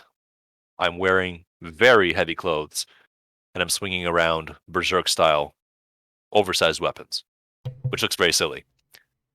And now I'm able to very calmly explore the parts of the world I haven't seen yet, to the point where I'm entering new areas, sweeping through them with sufficient supplies, falling down here and there, maybe getting tripped up. But when I came to a place called the Dragon Airy, you know what they have at the Dragon Airy? Dragons. Really? And then I walk in, and it's a boss fight. It's my first time fighting that boss. And I jog over to its feet and just pound its feet till it dies for less than a minute. I feel a little bit cheated, but then I remind myself that I'm not having any fun playing this game. So whatever gets it finished, smoothest is bad for me. I mean, good for me, bad for the game. There are certain experiences that I just don't really get to feel threatened by anymore because I've put in the hours to do them. There's still even an optional boss I can fight that basically, with my numbers, is still not beatable because they jacked up their stats really, really, really high. You're not supposed to fight them, but you can, and if you do, you get something that's barely a reward. So I might leave that alone. They even did a 3-piece DLC campaign of 3 different kingdoms and castles for you to explore, and those were fun to explore. But at one point, I shit you not, I was stuck in a position where I have to fight my way down to a series of crypts, into narrow corridors, with enemies that I can't hit. They're ghosts. Shit. But they're not fully ghosts, they still have body boxes. So they can box me into a deadway passage in this new place that I'm still exploring, and just fuck me to death. Nothing I can do about it. That's fun. And I know from a prior example, what I need to do is find the one chamber with a sarcophagus that hosts their physical form that I then destroy so I can hurt them. But that's no fun. There's just a high pressure area. You can run through it, but then they all chase you to the same room. So I hope you enjoy dodging 7 different sabers. And it feels like it's mean design without the breathing room of previous options, because they were definitely thunderfuck scary areas in both Bloodborne and Dark Souls. But they felt just fair enough. This felt creatively unfair. But I did manage to find a few things that are delightful, if useless. As an example, fist weapons are pretty rare in Dark Souls. Usually it's swords, or spears, or clubs, or axes. But every now and then, you can find punching gloves. And they punch. You take a big hook swing, that's the animation, maybe an uppercut. I found a rare weapon called a bone fist. What I was not prepared for is the movement set, because the movement set is basically Ryu from Street Fighter, full of everything shy of a spirit fireball. We've got ground sweeps, we've got flying kicks, we've got spinning uppercuts. It's not very useful, but it's very stylish, and I do appreciate that. It was a good giggle to say, oh yeah, you put an Easter egg in here. In addition, there's this thing that happens with newer D&D players or younger D&D players.